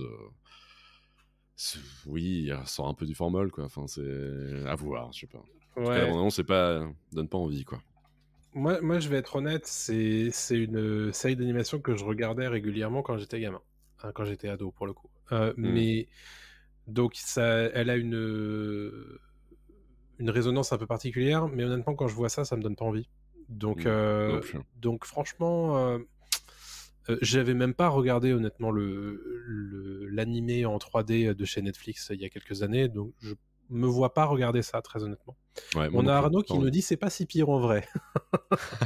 Je m'attendais vraiment à pire, et par contraste, je trouve presque la bande-annonce bonne. Bah écoute, si jamais tu vas le voir, on sera très curieux d'avoir ton avis à son sujet, puisqu'à l'heure actuelle, il n'y a pas de date de sortie prévue. C'est pour 2023, quoi qu'il en soit. On est très médisants, mais ça se trouve, c'est génial. Si ça se trouve, c'est incroyable. Parlons d'un film français. Alors là, pour le coup, c'est pas du tout la Comic-Con de Sao Paulo. Mais donc on va parler non seulement d'un film français, mais de 2 films français. C'est un diptyque, Les Trois Mousquetaires, qui est réalisé par Martin Bourboulon. Tout à fait. Qui a fait Papa ou Maman 1 et Papa ou Maman 2. Bah, ça va lui changer, le film. Et Eiffel. Alors, Eiffel plus proche quand même. Ouais, clairement. Avec Romain Duris également. Romain Duris qui joue le rôle d'Aramis dans Les Trois Mousquetaires, partie 1 et partie 2. Et il y aura 2 films en 2023, sortis par Pathé. C'est un gros pari pour Pathé, puisque une adaptation d'époque, film de KPDP, adaptation d'Alexandre Dumas, avec énormément de budget, à mon avis, ça se voit quand on regarde le trailer. Ah ouais. Honnêtement, ça donne envie. J'ai envie d'y croire. Ça fait longtemps qu'on a eu un film de KPDP en France. Il y en avait grave. beaucoup à une époque. C'est cool qu'on revienne un petit peu avec ça. Moi, j'aime bien. Moi, Je trouve ça très moi, bien. j'ai qu'une envie, c'est que ce soit réussi, très honnêtement. Ouais, pareil. Parce que j'aimerais bien qu'on sorte un petit peu du schéma habituel du film français égal grosse comédie française pour la famille avec de l'humour un petit peu chelou, bref, Mm. et d'avoir effectivement, une fois de temps en temps, des gros films français, mais un peu ambitieux. Mhm. Et rien que pour ça, j'ai pas envie que les films se ratent, parce que déjà, il y a du potentiel, je pense. Ouais. Le casting est assez stylé. Donc on a Pio Marmaille, François Civil, Vincent Cassel, Romain Duris, on a Eva Green en Milady et j'oublie... Non, c'est déjà pas mal. On a quand même un énorme casting. Et puis comme tu l'as dit, c'est un diptyque, donc voilà, ils ont le temps de poser les bases. Ouais. Et le roman d'Alexandre Dumas est assez conséquent pour en faire 2 films. Oui. Et puis, et comme je le disais, moi, ça fait du bien qu'on revienne un petit peu à ce genre qu'on avait complètement lâché en France, je trouve, pour privilégier des comédies ou des films de genre, justement, des films un peu indés. Là, on ressent un peu les blockbusters, on ressent aussi des paysages, parce que ça a été tourné vachement en décor naturel, notamment à Saint-Malo, voilà, sur des plages. Et avec aussi beaucoup de budget, donc que ce soit des chevaux, des animaux, des armes, des costumes, on sent quoi là, il y a eu un effort de fait là-dessus. Je suis très curieux de voir ce que ça va donner. Ça peut être un four total. Vraiment, ça peut être un four, comme ça peut être un énorme succès. Donc vraiment, c'est un pari, comme tu dis, quoi. On va juste préciser les dates de ces 2 films. Le premier sort le 5 avril 2023 en France, le deuxième le 13 décembre. Ouais. En France, donc c'est évidemment les 2 films vont sortir. On est certain d'avoir la suite. J'imagine en réalité que le film était trop gros pour sortir en une seule phase. Ouais. Mais honnêtement, moi j'ai qu'une envie, c'est que ça soit bien. Voilà, je vais pas en dire plus, mais voilà. Les 3 mousquetaires, partie 1 d'Artagnan, 5 avril, et partie 2 Milady avec Eva Green, le 13 décembre. Donc moi je suis curieux et je serai dans la salle le 5 avril pour découvrir ça. Par contre, un film pour lequel je ne serai pas dans la salle pour découvrir, c'est Transformers Rise of the Beasts. C'est donc une énième suite de la saga Transformers qui revient sur grand écran l'an prochain, le 9 juin 2023 aux États-Unis, donc probablement le 7 juin en France. De retour évidemment avec Optimus Prime qui va faire face cette fois à je sais même pas quoi, mais bref, des robots, ouais, exactement, ouais, des robots gorilles, des robots tigres à dents de sabre, des robots un peu partout. Gorilles, tout ça. Voilà, des nouveaux héros aussi qui arrivent avec un des acteurs qui jouait dans Hamilton et qui jouait dans In the Heights, je crois. Oui. Voilà. Anthony Ramos. C'est ça, tout à fait. Donc ça a l'air d'être la suite de la formule. C'est très classique, des gros robots qui se tapent dessus. Beaucoup de bouillies qui font, ouais, exactement. C'est une grosse bouillie de pixels sur la fin de la bande-annonce, donc ça donne pas du tout envie. Non. Nous, on n'est pas chaud. En tout cas, moi, je suis pas chaud du tout. Non. Et non. Ça risque d'être très efficace dans le genre du blockbuster d'action, mais honnêtement, c'est pas spécialement ce que je recherche moi comme truc. On va juste préciser que c'est réalisé par Steven Caple Jr. qui avait réalisé Creed 2 en 2018. Ouais. Voilà. Bon, pourquoi écoutez, moi je pense pas aller voir ce film, mais on vous en parle. La bande-annonce est assez efficace au demeurant, mais moi ça me fait vraiment penser à Fast and Furious avec des robots, quoi. Oui, c'est vraiment ça. Ouais, mais en moins bien. Donc. Bon. Les animaux mécaniques sont stylés, nous dit Arnaud. Voilà, pas grand chose à dire de plus. C'est ça. C'est vrai, c'est beau, c'est très joli. Hein. Mais bon, on sent que le scénar, ça n'a pas l'air fou, quoi. À voir, on sait jamais, on peut avoir une bonne surprise. Hein. Ouais, c'est clair. L'an prochain, on aura une série spin-off de comment ça s'appelle, The Boys, sur Prime Video qui s'appelle Gen V. Gen V, qu'est-ce que c'est ? C'est un spin-off sur comment se déroule l'université des super-héros. Et vous le savez, dans The Boys, les super-héros ont un traitement tout à fait particulier, très adulte, et on imagine bien que Gen V, dans ce qu'on a vu de la bande-annonce, qui est très sanglante, va nous présenter justement quelque chose de cet ordre-là du côté de l'université. Des super-héros, on le sait, dans The Boys, c'est beaucoup de sang, beaucoup de sexe également, et ce cocktail-là, quand on nous a présenté la première fois la série, ce spin-off, on nous a dit, déjà, dans The Boys, c'était très très puissant en termes de niveau, ça risque de l'être aussi tout autant à l'université où justement les hormones sont puissance 10 quoi. Ouais, ça a l'air très cool, ça a l'air d'être la suite directe, enfin en tout cas un spin-off qui s'inspire directement de The Boys. Très bien, je suis très chaud. Ça parle très peu dans cette bande-annonce. Oui. C'est vraiment beaucoup de scènes d'action, de violence, un peu de sexe, et c'est très sanglant comme tu l'as dit. Ouais. Ça peut être très drôle, je pense, parce qu'ils peuvent aussi faire beaucoup de parodies, de pastiches de films d'adolescents. Ouais. Ça va être le American Pie version sanglant, donc ça peut être génial. Je fais totalement confiance à aller aux équipes de The Boys qui vont s'en occuper, quoi. Donc très bien. Ouais. J'espère. J'ai hâte aussi de voir comment ils vont connecter peut-être les deux séries. Ouais. Moi, ça me dérangerait même pas qu'ils les connectent pas trop. Je suis même pas certain que ce soit la peine. Voilà, t'entends une petite apparition d'Homelander ou une connerie comme ça, mais c'est tout. Ouais. Quoi. Parce qu'il y a quand même l'assistante rousse qui apparaît dans la bande-annonce, donc on sait qu'il y aura quand même une connexion un petit peu avec la série d'origine, mais au-delà de ça, je pense que ça sera pas... On a également des images aussi de ce qu'on voit comme étant des produits labellisés par les membres des sets. Ouais. On voit, comment ça s'appelle, A-Train sur un distributeur de boissons. J'imagine que c'est comme ça beaucoup que vont se faire les références entre les deux séries. Moi, je m'attends pas spécialement à des apparitions de certains des acteurs de la série mère, mais je suis très curieux de découvrir ces nouveaux personnages. Et on voit bien que l'univers The Boys, Prime Video y croit beaucoup. Et il faut dire que pour l'instant, c'est très bien fait ce qu'ils proposent. Alors ça plaira pas à tout le monde bien sûr, puisqu'il y a quand même un level de gore et de sexe qui est pas plaisant pour tout le monde et qui est pas adressé à tout le monde non plus. Non, pas du tout. J'ai pas encore vu la petite série d'animation qui s'appelle Diabolical. Très bien. Incroyable, super, chaque épisode est ça. différent, c'est super, c'est très très cool, ça se met en 2 secondes et c'est ultra bien exécuté, chaque épisode est intéressant. Et d'ailleurs on en apprend sur le passé d'Homelander, donc vraiment cool. elle mérite d'être regardée. Ok, je me regarderai ça, maintenant qu'il n'y a pas grand chose à regarder sur Prime Video de toute façon. C'est bientôt Noël, les vacances, je pense que c'est le bon moment pour mater une série comme ça. Ouais. Donc voilà, en l'absence de la saison 3, après la fin de la saison 3 de The Boys et en attendant la saison 4, je pense que ça va être une très bonne un petit apéro avant la suite, et moi j'ai très hâte de voir ça. Je ne crois pas qu'on ait de date à l'heure actuelle. Ouais, c'est ça, 2023. Sans plus d'informations. C'est ça.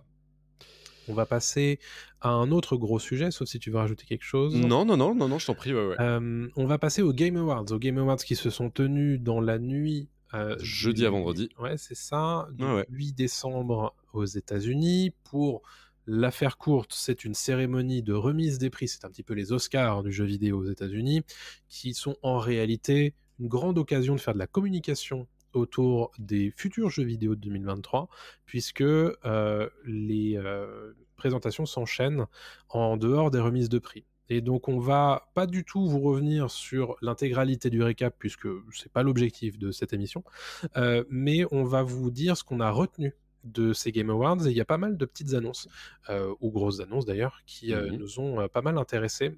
On voulait revenir notamment sur Star Wars Jedi Survivor, qui est la suite de Star Wars Jedi Fallen Order, qui était sorti il y a 3 ans. En 2019, je crois. Ouais, il y a 3 ans, quelque chose comme ça, 2019, qui est une production Respawn.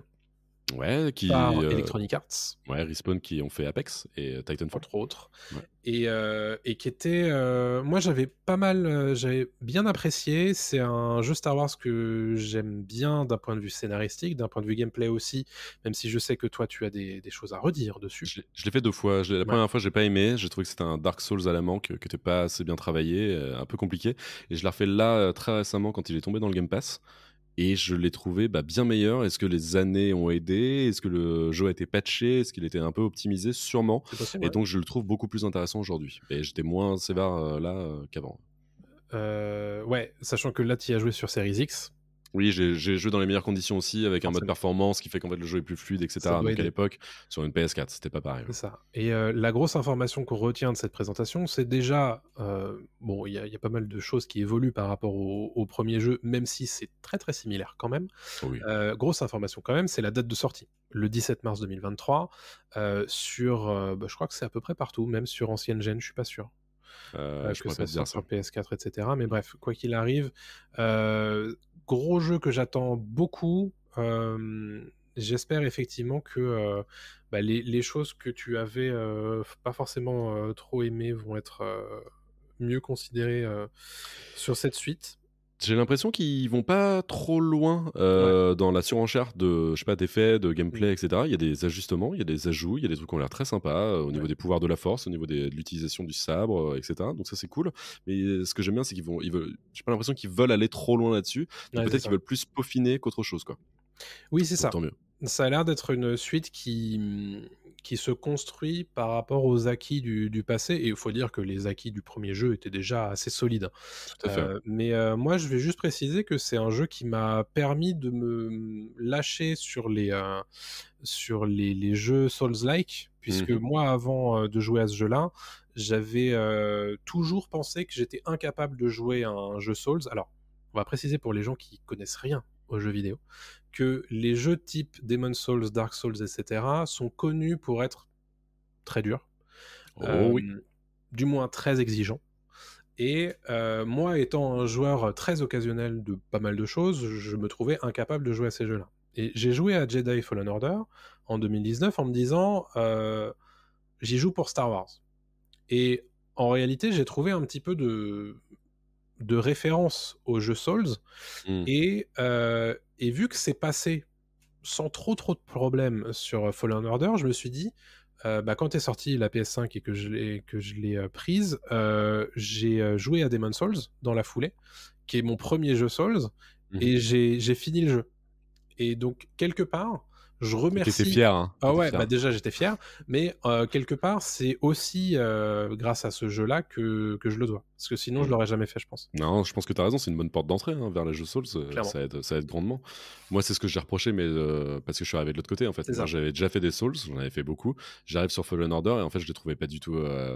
à niveau, en fait, il était trop bancal, en fait, et il s'inspire pas que des Souls, en fait, il s'inspirait aussi d'Uncharted pour l'exploration, mais il faisait pas du bon Uncharted, il faisait pas du bon Souls, etc., etc. En fait, il s'inspirait de plein de bonnes choses, mais il le faisait pas forcément bien.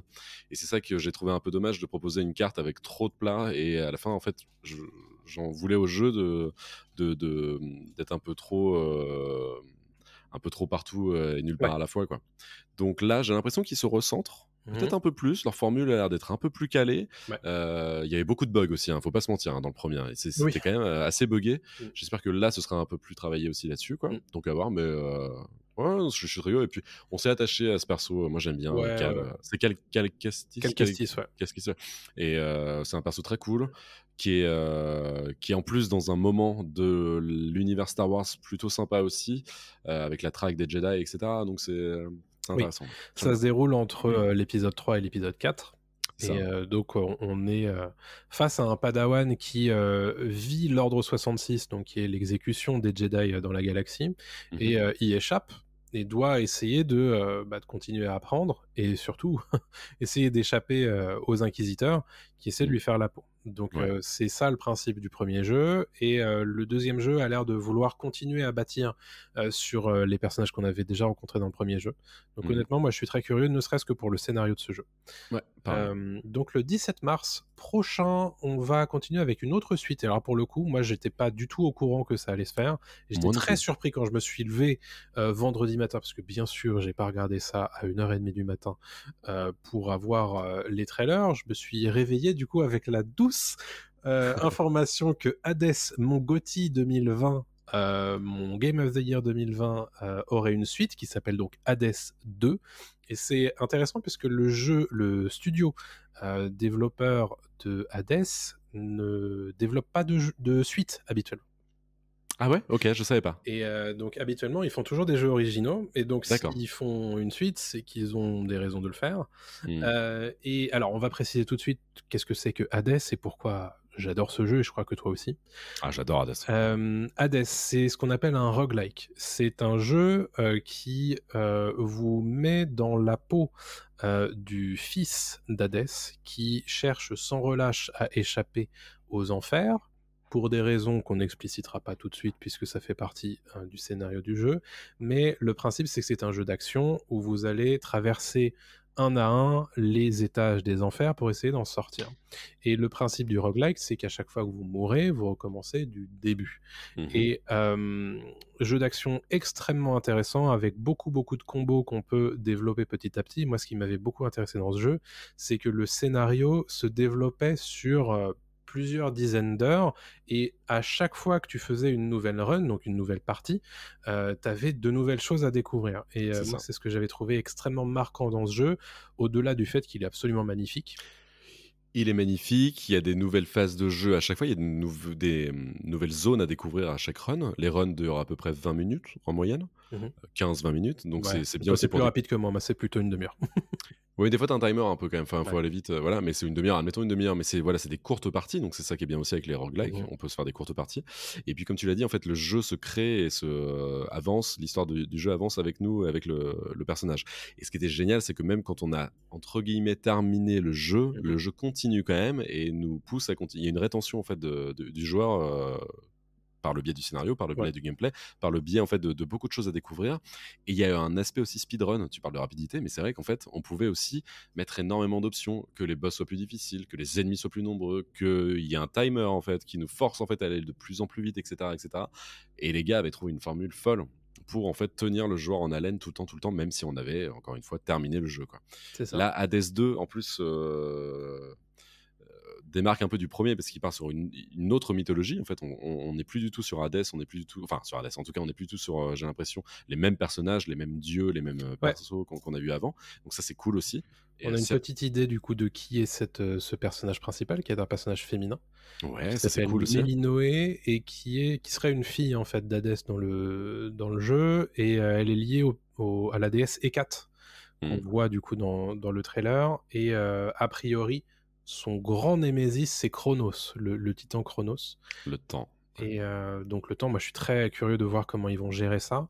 Et visiblement, de ce qu'on peut voir dans ce trailer, c'est que Hadès lui-même, le dieu des enfers, serait retenu prisonnier. Et quand le trailer se termine avec Mélinoé qui dit attends-moi, père. Donc il y a voilà, vraisemblablement, elle, son objectif, c'est de descendre dans les enfers pour sauver son père, ce qui est évidemment diamétralement opposé du principe de Hadès premier du nom. Tout à fait. Mais honnêtement, je suis très curieux. Non, ça a l'air super. Et puis encore une fois, magnifique, on le voit le trailer là, c'est incroyablement beau, quoi. C'est fou. Et alors, pour information, ça sortira en 2023 en Early Access. Alors ça aussi, c'est un mot que les non-joueurs vont apprendre aujourd'hui. C'est un système de sortie de jeu qui permet en fait d'avoir des versions bêta, des versions en cours de développement sorties. Et donc voilà, ça va sortir sur Steam notamment, vraisemblablement, et sur Epic Games, qui est un autre store en ligne. Voilà, tout ça, ça sera pour 2023, donc sur le même mode opératoire que Hades premier du nom, qui était sorti lui aussi en Early Access sur Epic Games Store avant. Et j'ai une question, toi, tu l'avais fait sur quelle plateforme? Moi, j'ai joué sur Switch. Ouais, pareil. Je trouve que c'est une plateforme très adapté à ce genre de jeu, et notamment Hades qui était génial là-dessus sur Switch. Je pense le refaire sur Switch aussi. Ouais, excellent jeu. Mes pouces vont pas me remercier, mais je m'étais fait une tendinite. Ah, c'est vrai que les Joy-Con de la Switch sont pas forcément les plus à même de recevoir des dizaines d'heures de jeu comme ça. C'est ça, exactement. Donc ça, c'était Hades 2, très clairement une des grosses annonces de ces Game Awards. Tu voulais parler de Suicide Squad Kill the Justice League, qui est un jeu de Rocksteady, les développeurs de la série Arkham. Exactement, ceux qu'on fait Arkham Asylum, ceux qu'on fait Arkham City et Arkham Knight, qui était le dernier de la trilogie. Rocksteady, donc, qui n'ont plus rien à prouver et qui sont un peu absents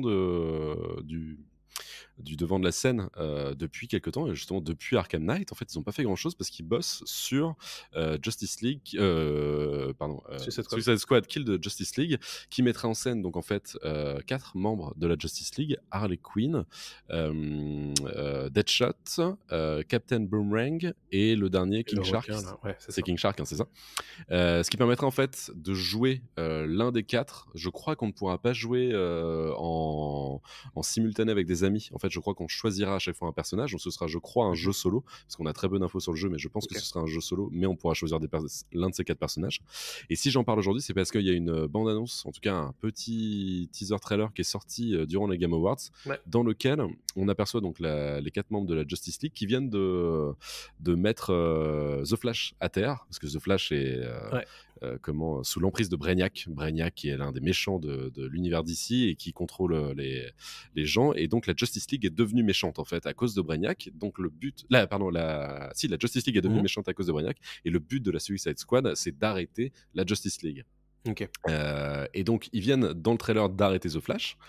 Sauf que d'un coup, les lumières s'éteignent, Batman débarque, et Batman lui aussi est méchant, et on se rend compte qu'en fait, il va aussi taper la Suicide Squad, quoi. Et donc, c'est très cool, et au-delà de ça, c'est aussi un bel hommage rendu à Kevin Conroy, qui était le doubleur officiel de Batman depuis des années, que ce soit donc dans les dessins animés ou dans les jeux vidéo, et là, c'est la dernière apparition, en tout cas je sais pas si on peut le dire, la dernière apparition vocale de Kevin Conroy, et le dernier, et la fin du trailer remercie, en fait, les développeurs remercient Kevin Conroy pour son travail sur le jeu. Donc on aura un Batman méchant dans Suicide Squad Kill de Justice League, et on a très très hâte, avec la petite phrase de Harley Quinn qui dit mais de toute façon Batman ne tue pas les gens, et là un type tombe du ciel, du plafond, avec la nuque craquée, et on fait ok, Batman, le mec. Ça va être sympa.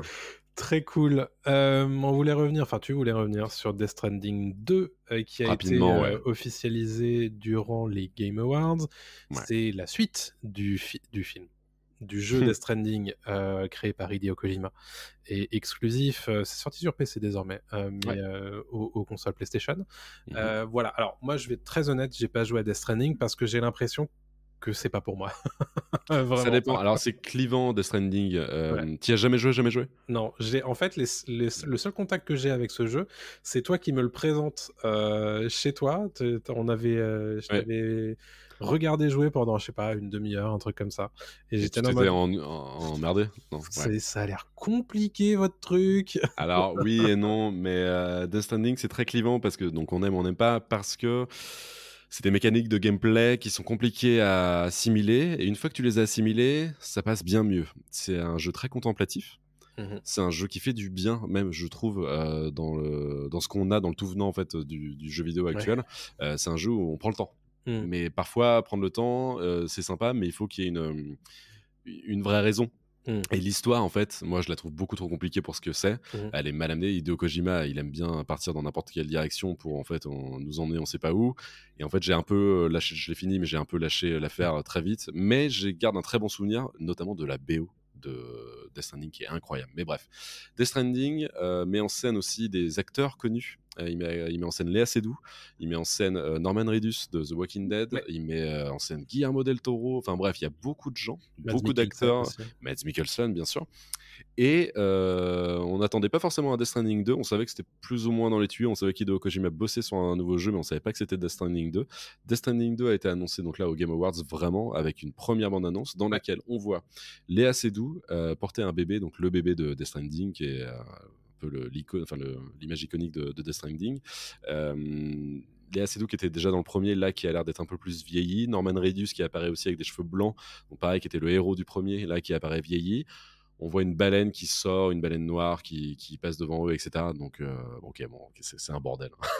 on sait pas ce que ça raconte. En fait, moi je me souviens quand tu m'avais présenté le jeu, tu étais en plein dans une phase de scénario. Et c'était laquelle? Je me rappelle plus. Je me souviens plus. Mais en fait, ce que j'avais trouvé ça, en fait, j'ai jamais vraiment vu le jeu en tant que tel, quoi. Il faut y jouer longtemps pour les côtés scénaristiques, les séquences scénaristiques, et je sais pas.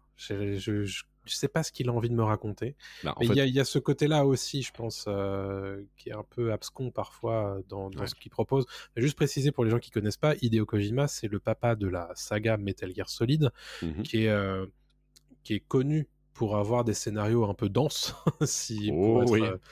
voilà, pour être gentil. Mais voilà, c'est un peu ça, Death Stranding, et c'est pour le coup, c'était sa première production avec son studio à lui, Ouais. Kojima Kojima Productions, Prod. Ouais. et qui avait été pour le coup un vrai succès. Et je vais revenir très vite sur l'histoire, parce qu'en fait, évidemment, c'est très dense à chaque fois ce qu'il fait. J'ai refait Metal Gear 2 il y a pas longtemps, Metal Gear Solid 2 il y a pas si longtemps que ça. C'est visionnaire en fait. Le mec parle des réseaux sociaux alors qu'on est en 2001. En 2000-2001, c'est une folie. Le mec vraiment avait capté tout ce qui allait nous arriver 20 ans plus tard. J'ai trouvé ça, mais d'une force. C'est vraiment visionnaire. Et en fait, Death Stranding aussi, l'intérêt de Death Stranding, c'est pas tant le scénario, mais c'est vraiment tout ce qu'il met en place à côté. Donc, quand je dis contemplatif, c'est parce qu'en fait, le jeu te permet de travailler avec d'autres joueurs en multijoueur. Par exemple, si tu mets une échelle pour grimper un petit peu sur une colline, ou si tu mets une route, ou si tu construis je sais pas quoi, ça va apparaître dans le monde d'autres joueurs. Ouais. Ce qui fait qu'en fait, c'est collaboratif. Et je crois qu'il essaye de créer quelque chose de collaboratif en disant qu'aujourd'hui, on a perdu les liens, on a perdu le contact en fait avec les gens, et son jeu veut amener vers ça, quoi. En disant, ok, on est peut-être à distance, mais on va s'aider, on va s'entraider, on va bosser ensemble, quoi. Ce qui est un peu ce qu'on vit aujourd'hui, tu vois, même c'était avant le Covid, hein, tout ça, hein, et il y a un peu ce côté, travaillons ensemble, quoi. Bah écoute, il est intéressant sur plein d'aspects, mais le scénario est trop compliqué. C'est intéressant, mais c'est vrai qu'il y a parfois il y a ce côté un petit peu genre compliqué pour pas grand chose, quoi. Mais c'est très Kojima, ça. Oui, voilà. Moi, j'aime pas qu'on le défende juste en disant tiens, c'est un génie parce qu'il a fait ça. Non, il y a des fois où c'est complètement abusé. Mais il y a des idées qui sont incroyables et des trucs que t'as jamais vu ailleurs, et il faut s'en inspirer, quoi. Et encore une fois, ça fait du bien juste des fois de brancher la manette et de se balader. T'as l'impression d'être en Islande. Voilà. Je m'arrête de parler de Death. Et comme quoi, en fait, il est très fort, Kojima. Je pensais que ce serait le trailer sur lequel je parlerais le moins. En fait, c'est celui sur lequel je parle le plus. Mais je m'arrête maintenant. On peut parler de la suite si tu veux. Allons-y, on peut parler de. C'est Judas. Un trailer qui a été révélé. Alors, c'est un jeu par le créateur de BioShock, alors par un des créateurs de BioShock, parce qu'il n'y a pas qu'un seul créateur de BioShock. Et pour le coup, on voit vraiment l'affiliation entre les deux jeux. Déjà, visuellement, mais aussi sur ce qu'on fait, j'ai l'impression. Alors, c'est très court, par contre, comme trailer. C'est très court, mais c'est vrai que ça ressemble énormément à BioShock. C'est très joli, très joli. La DA a l'air magnifique. Et il y a des scènes où on voit un petit peu de gameplay où ça rappelle exactement ce qu'on faisait dans BioShock 1, avec des flammes, avec les pouvoirs. On avait justement des flammes dans les mains, on pouvait lancer des choses, des arcs électriques, on pouvait faire des choses comme ça. Là, ça a l'air d'être exactement la même chose. On n'en sait pas beaucoup plus sur l'histoire, mais ça a l'air d'être un délire un peu à la BioShock, en tout cas un monde un peu alternatif où il s'est passé des choses. Est-ce que ça se passe dans notre monde? On ne sait pas. Est-ce que c'est un truc complètement imaginaire? On ne sait pas. Mais la tagline à la fin du trailer dit répare ce que tu as détruit. Il y a l'air d'y avoir une météorite, en tout cas une lune un peu bizarre. Est-ce que ça se passe ailleurs, sur une planète? On ne sait pas. Mais le gameplay a l'air d'être très très proche de ce qu'on a vu dans BioShock. Et moi, je suis très client de ça. Et BioShock avait retourné le cerveau de beaucoup de gens. Et moi, j'avais adoré ce qu'il avait proposé à l'époque. Oui, comme le dit le Trox dans le chat, la direction artistique est folle pour le coup. C'est vraiment très joli. Moi, ça me fait vraiment penser à BioShock, ce qui est l'objectif, bien sûr. On peut peut-être juste préciser vite fait ce que c'est que BioShock. C'est un jeu de tir, enfin un jeu à la première personne où on incarne un personnage qui va dans une ville sous-marine de mémoire qui s'appelle Rapture, exactement. Et dans laquelle il est mis en fait dans une mission où il doit protéger, je me souviens plus comment elle s'appelle, ces gamines. Les petites sœurs, voilà. Il aimait pas. Non, en fait, dans le premier. Hein. Ouais, c'est ça, dans le premier. Non, dans le premier, en fait, il y a un crash d'avion, il voit un phare, en fait, il est en train de nager, il y a un phare au milieu de l'océan, il rentre dans ce phare-là, il tombe à Rapture, mais son but, c'est pas de protéger les petites sœurs, il le fait s'il veut, mais son but, c'est vraiment de survivre, en fait, juste, c'est ça. BioShock Infinite, par contre, lui, avait pour... le personnage principal avait pour mission de retrouver une enfant, une gamine, et de la protéger. Il y avait un style très années 50, un art petit déco. peu perverti, art déco, c'était très cool. Moi, j'avais beaucoup aimé BioShock. J'ai jamais fait le 2, jamais fait Infinite. Je sais que le 2 est un petit peu plus dispensable de ce qu'on m'a dit. Ah oui et non, mais pas mal parce que on incarnait un Big Daddy, donc les monstres iconiques de BioShock, donc les gros scaphandriers avec une foreuse à la place d'une main, qui était pas mal du tout. On en apprenait pas mal sur le scénario, et Infinite qui était super, décrié aussi un petit peu parce que différent, mais moi j'avais bien aimé, et avec un add-on qui était très bien aussi, qui allait plus loin dans l'histoire, et la fin qui était complètement fucked up, mais qui était pas mal du tout. Bon, bah écoutez, on attend des sensations tout aussi folles de Judas qui sort, on sait pas quand, puisqu'on n'a pas l'info pour l'instant. Non. Donc ça s'appelle Judas et c'est développé par Ghost Story Games, un studio qui est dirigé par Ken Levine, qui est effectivement le directeur créatif de BioShock, de System Shock 2, BioShock et BioShock Infinite. Donc voilà, un joli palmarès. Parlons de Diablo 4. Et oui, Diablo 4 qui a fait un petit passage par les Game Awards. Et alors, on va le préciser tout de suite, ceci est une bande-annonce cinématique qui ne présente rien du jeu. Alors le jeu, on l'a déjà vu tourner quand même précédemment. C'est un jeu du coup en suite de Diablo 1, 2, 3 par Blizzard Entertainment, qui est dans une sale passe quand même en ce moment. Blizzard, qui est sous le coup de pas mal de choses, que ce soit des licenciements ou des réalités salariales un petit peu étranges. Mais quoi qu'il arrive, Diablo 4 est très très attendu, quoi qu'il en soit, et l'information à retenir des Game Awards, c'est que le jeu sortira le 6 juin 2023, donc c'est dans pas si longtemps que ça. Ouais, ça arrive très vite. Ouais. Tu l'as dit, il n'y a pas de gameplay, il n'y a rien. Mais par contre, on voit une belle cinématique comme Blizzard sait les faire. On voit l'ange Tyrell, qui est l'ange qu'on voit dans tous les Diablo. Et moi, je suis très chaud pour Diablo 4. J'avais adoré Diablo 3, qui était quand même un très très bon jeu, qui avait été très bien adapté en plus sur console, ce qui était très compliqué, je trouve, pour ce genre de jeu, mais qui était ultra plaisant à jouer sur console. Et voilà. Mais après, Blizzard, c'est vrai que c'est compliqué en ce moment à voir comment ils s'en sortent, avec Overwatch notamment, qui était vachement décrié aussi au niveau de son système de loot et de paiement. Donc, bah ça c'est une des grosses questions, même si les développeurs en ce moment disent qu'il n'y en aura pas. Mais on reste circonspect, puisqu'en ce moment Blizzard c'est pas dingo. C'est pas le Blizzard d'avant, quoi. C'est pas le Blizzard d'avant, donc on reste curieux de voir ce que ça va donner ce Diablo 4. Mais en tout état de cause, ça sort le 6 juin prochain, parfait pour les grandes vacances et ne voir rien de vos vacances à part votre écran de PC et de console d'ailleurs, puisqu'il sortira aussi sur console ce même jour. Et effectivement, la cinématique est absolument magnifique, et rien que pour ça, c'est un plaisir à regarder. Et le dernier jeu dont tu voulais nous parler, c'est Street Fighter 6, un jeu de combat bien sûr. Et oui, Street Fighter 6 qui s'annonce et qui se dévoile avec du gameplay, donc ça c'est cool. On a un peu de gameplay, la DA est toujours aussi cool, elle ressemble à celle du 5. Je trouve qu'il n'y a pas beaucoup d'évolution là-dessus, mais c'est encore très très beau, et on voit que c'est vraiment le challenger de Tekken 8 qui lui aussi va bientôt sortir, et c'est bien que ces deux franchises s'affrontent au même moment, c'est cool, il y en a pour tous les goûts, et j'espère, parce que c'est toujours ça avec les jeux de combat, il faut les avoir manette en main, parce que sinon c'est le feeling tout de suite à la manette pour savoir comment ça se ressent et si les feelings sont bons. Mais déjà au niveau du graphisme, au niveau du design, c'est très cool. Ça a l'air punchy, mais punchy pas bordélique, quoi. Ça a l'air d'être assez carré, assez précis. Donc je suis très confiant. Et puis on a des nouveaux persos qui ont l'air sympas, donc très chaud, quoi. Ok. Alors moi, je t'avoue que j'ai rien à dire là-dessus, parce que moi, les jeux de combat, ça me passe tellement au-dessus de la tête. C'est vrai. Mais content que ça t'intéresse en tout cas. Mais il y a des belles animations, enfin juste, je sais pas, t'as vu la bande, mais il y a des belles animations, il y a des trucs super et tout. Mais c'est vrai que c'est pas pour moi ça. Donc 2 juin 2023, tu l'avais dit ça déjà ? Ouais, non, j'ai peut-être pas dit 2 juin 2023, ouais. 2 juin 2023, donc avec grand intérêt pour évidemment les fans de Versus Fighting. Oh yeah. On va continuer et bientôt terminer notre émission de la semaine avec les sorties de la quinzaine. Alors, comme je vous le disais en préambule tout à l'heure, on va faire un petit peu plus que la quinzaine, puisqu'il n'y aura pas d'émission dans 2 semaines, puisqu'on sera en plein dans les fêtes de Noël et donc en vacances. Je vais vous faire d'abord la sortie ciné de la prochaine quinzaine, des 3 prochaines semaines.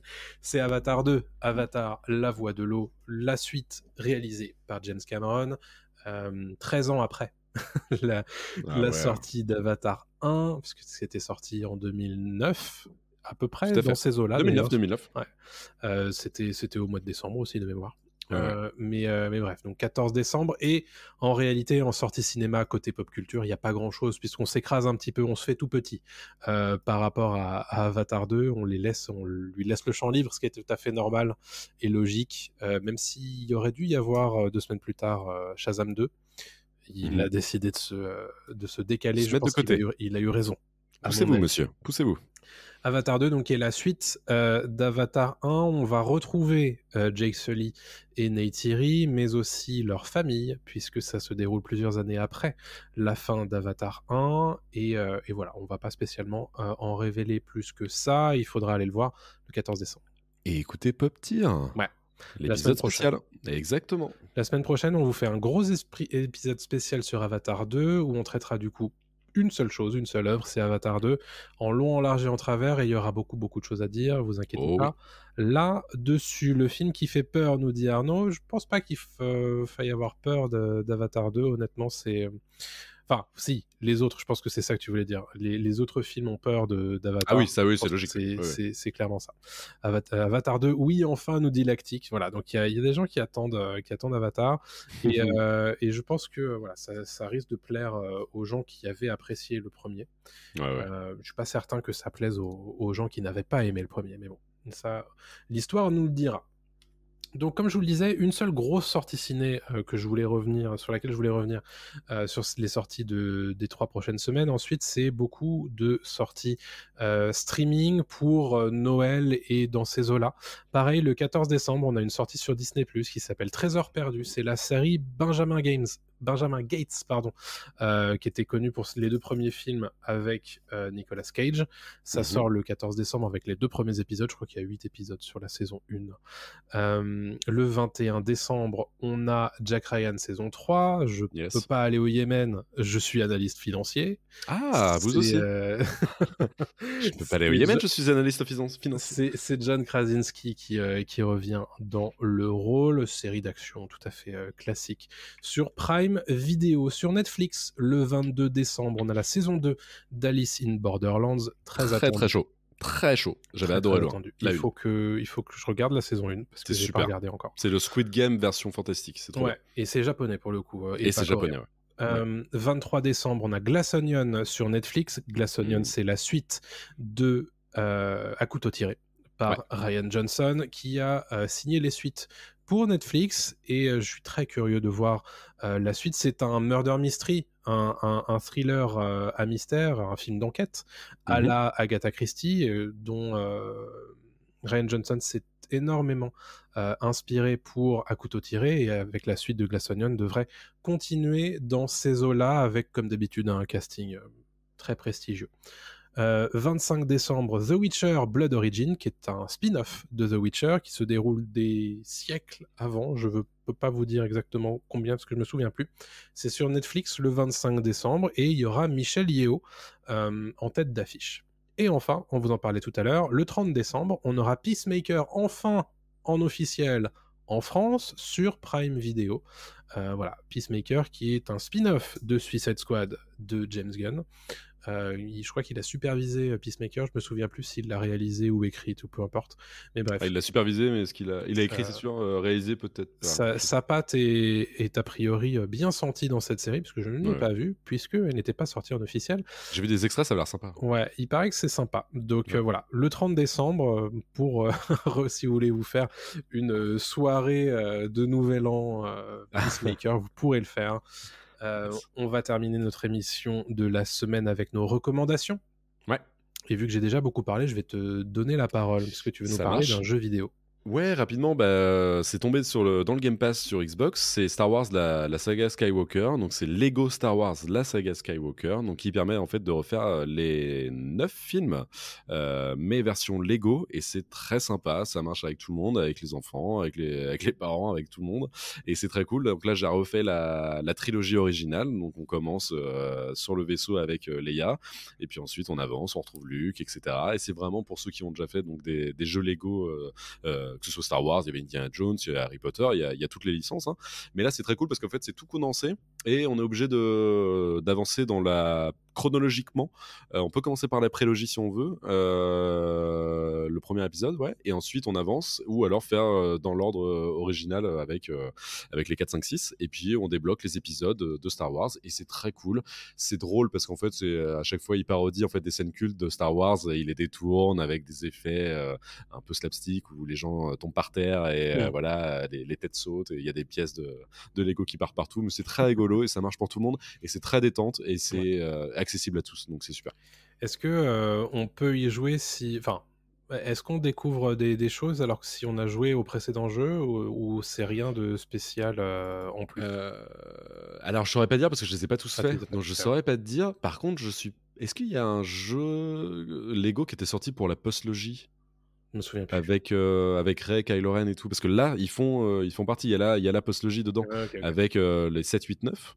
Je suis pas sûr. Et donc là, ça permet d'avoir ça. Donc c'est vraiment la saga Skywalker au complet. Ok.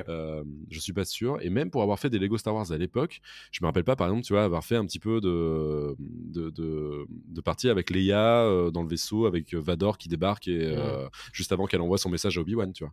Alors pour répondre à Donc, ta pas sûr. question, ils ont fait Lego Star Wars le réveil de la Force, mais effectivement ils n'avaient pas fait toute la postlogie. Ouais, voilà, c'est ça. Donc là, ils en profitent il y a le pour 8 et le 9, faire l'intégralité de toute la saga, quoi. C'est ça, et je pense qu'ils ont retapé des trucs, hein, parce que y a pas tout. Et ça fait plaisir d'avoir le 8 et le 9, ça va être cool. Je suis pas encore arrivé à ce niveau-là, mais de jouer le 8, de jouer le 9, ça peut être très sympa. Cool. Voilà, et puis on peut y jouer à plusieurs sur un écran splitté et tout, donc c'est très sympa. Stylé. Donc ça, c'est ta petite reco gaming. Moi, j'ai une reco film. On vous en avait parlé précédemment dans les sorties de la quinzaine. C'est Troll de Roar Uthaug, qui est un film norvégien qui est sorti sur Netflix, et on vous l'avait présenté comme tout simplement un film catastrophe. Enfin, c'est le King Kong norvégien, on va pas se mentir, c'est tout à fait ça.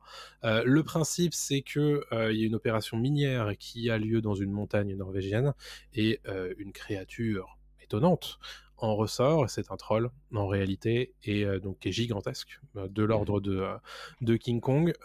J'ai regardé ça hier. Alors ça dure 1h40, donc c'est très appréciable d'un point de vue C'est assez court. d'un point de vue longueur, donc ça se regarde assez facilement.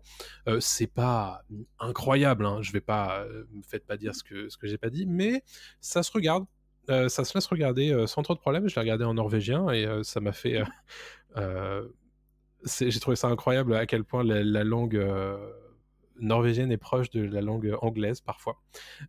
Mais bref, c'est assez agréable. C'est plutôt pas mal fait, puisque il y a des effets spéciaux assez stylés autour du troll, même si je peux quand même critiquer le fait que la créature reste assez statique, ce qui est un peu dommage. J'aime bien le fait qu'il y a un peu d'humour.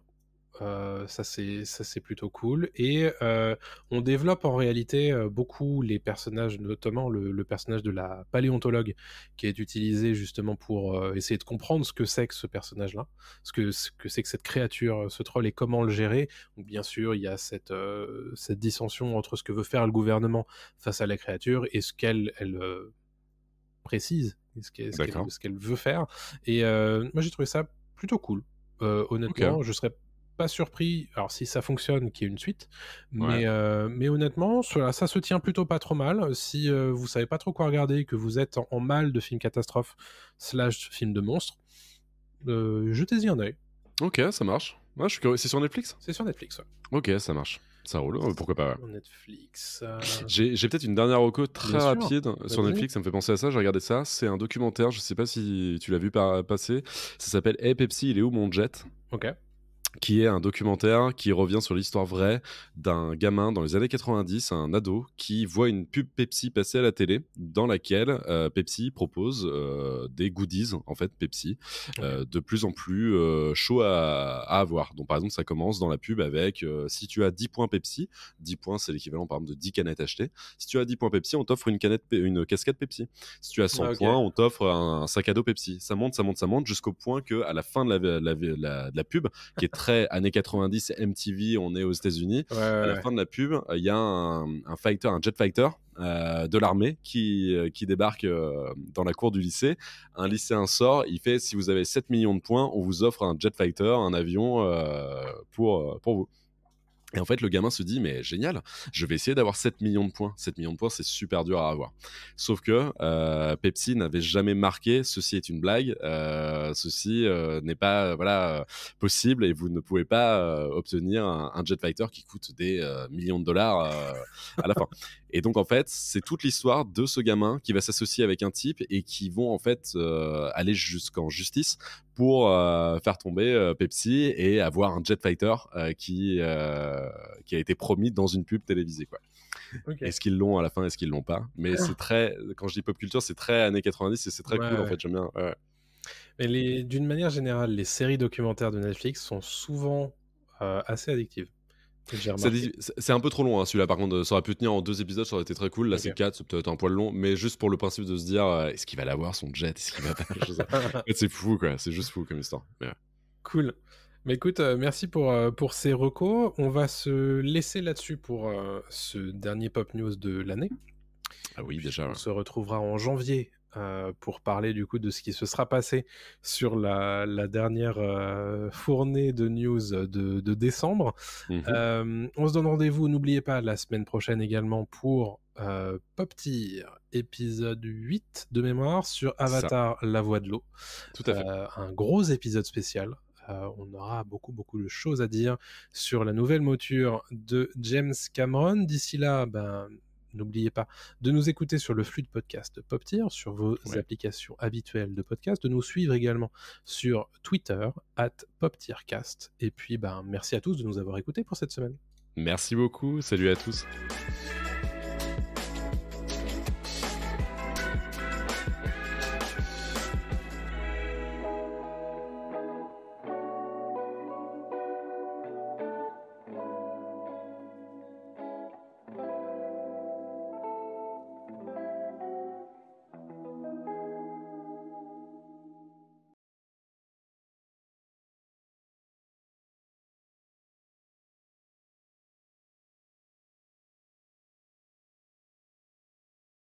La terre est fermée pour la journée.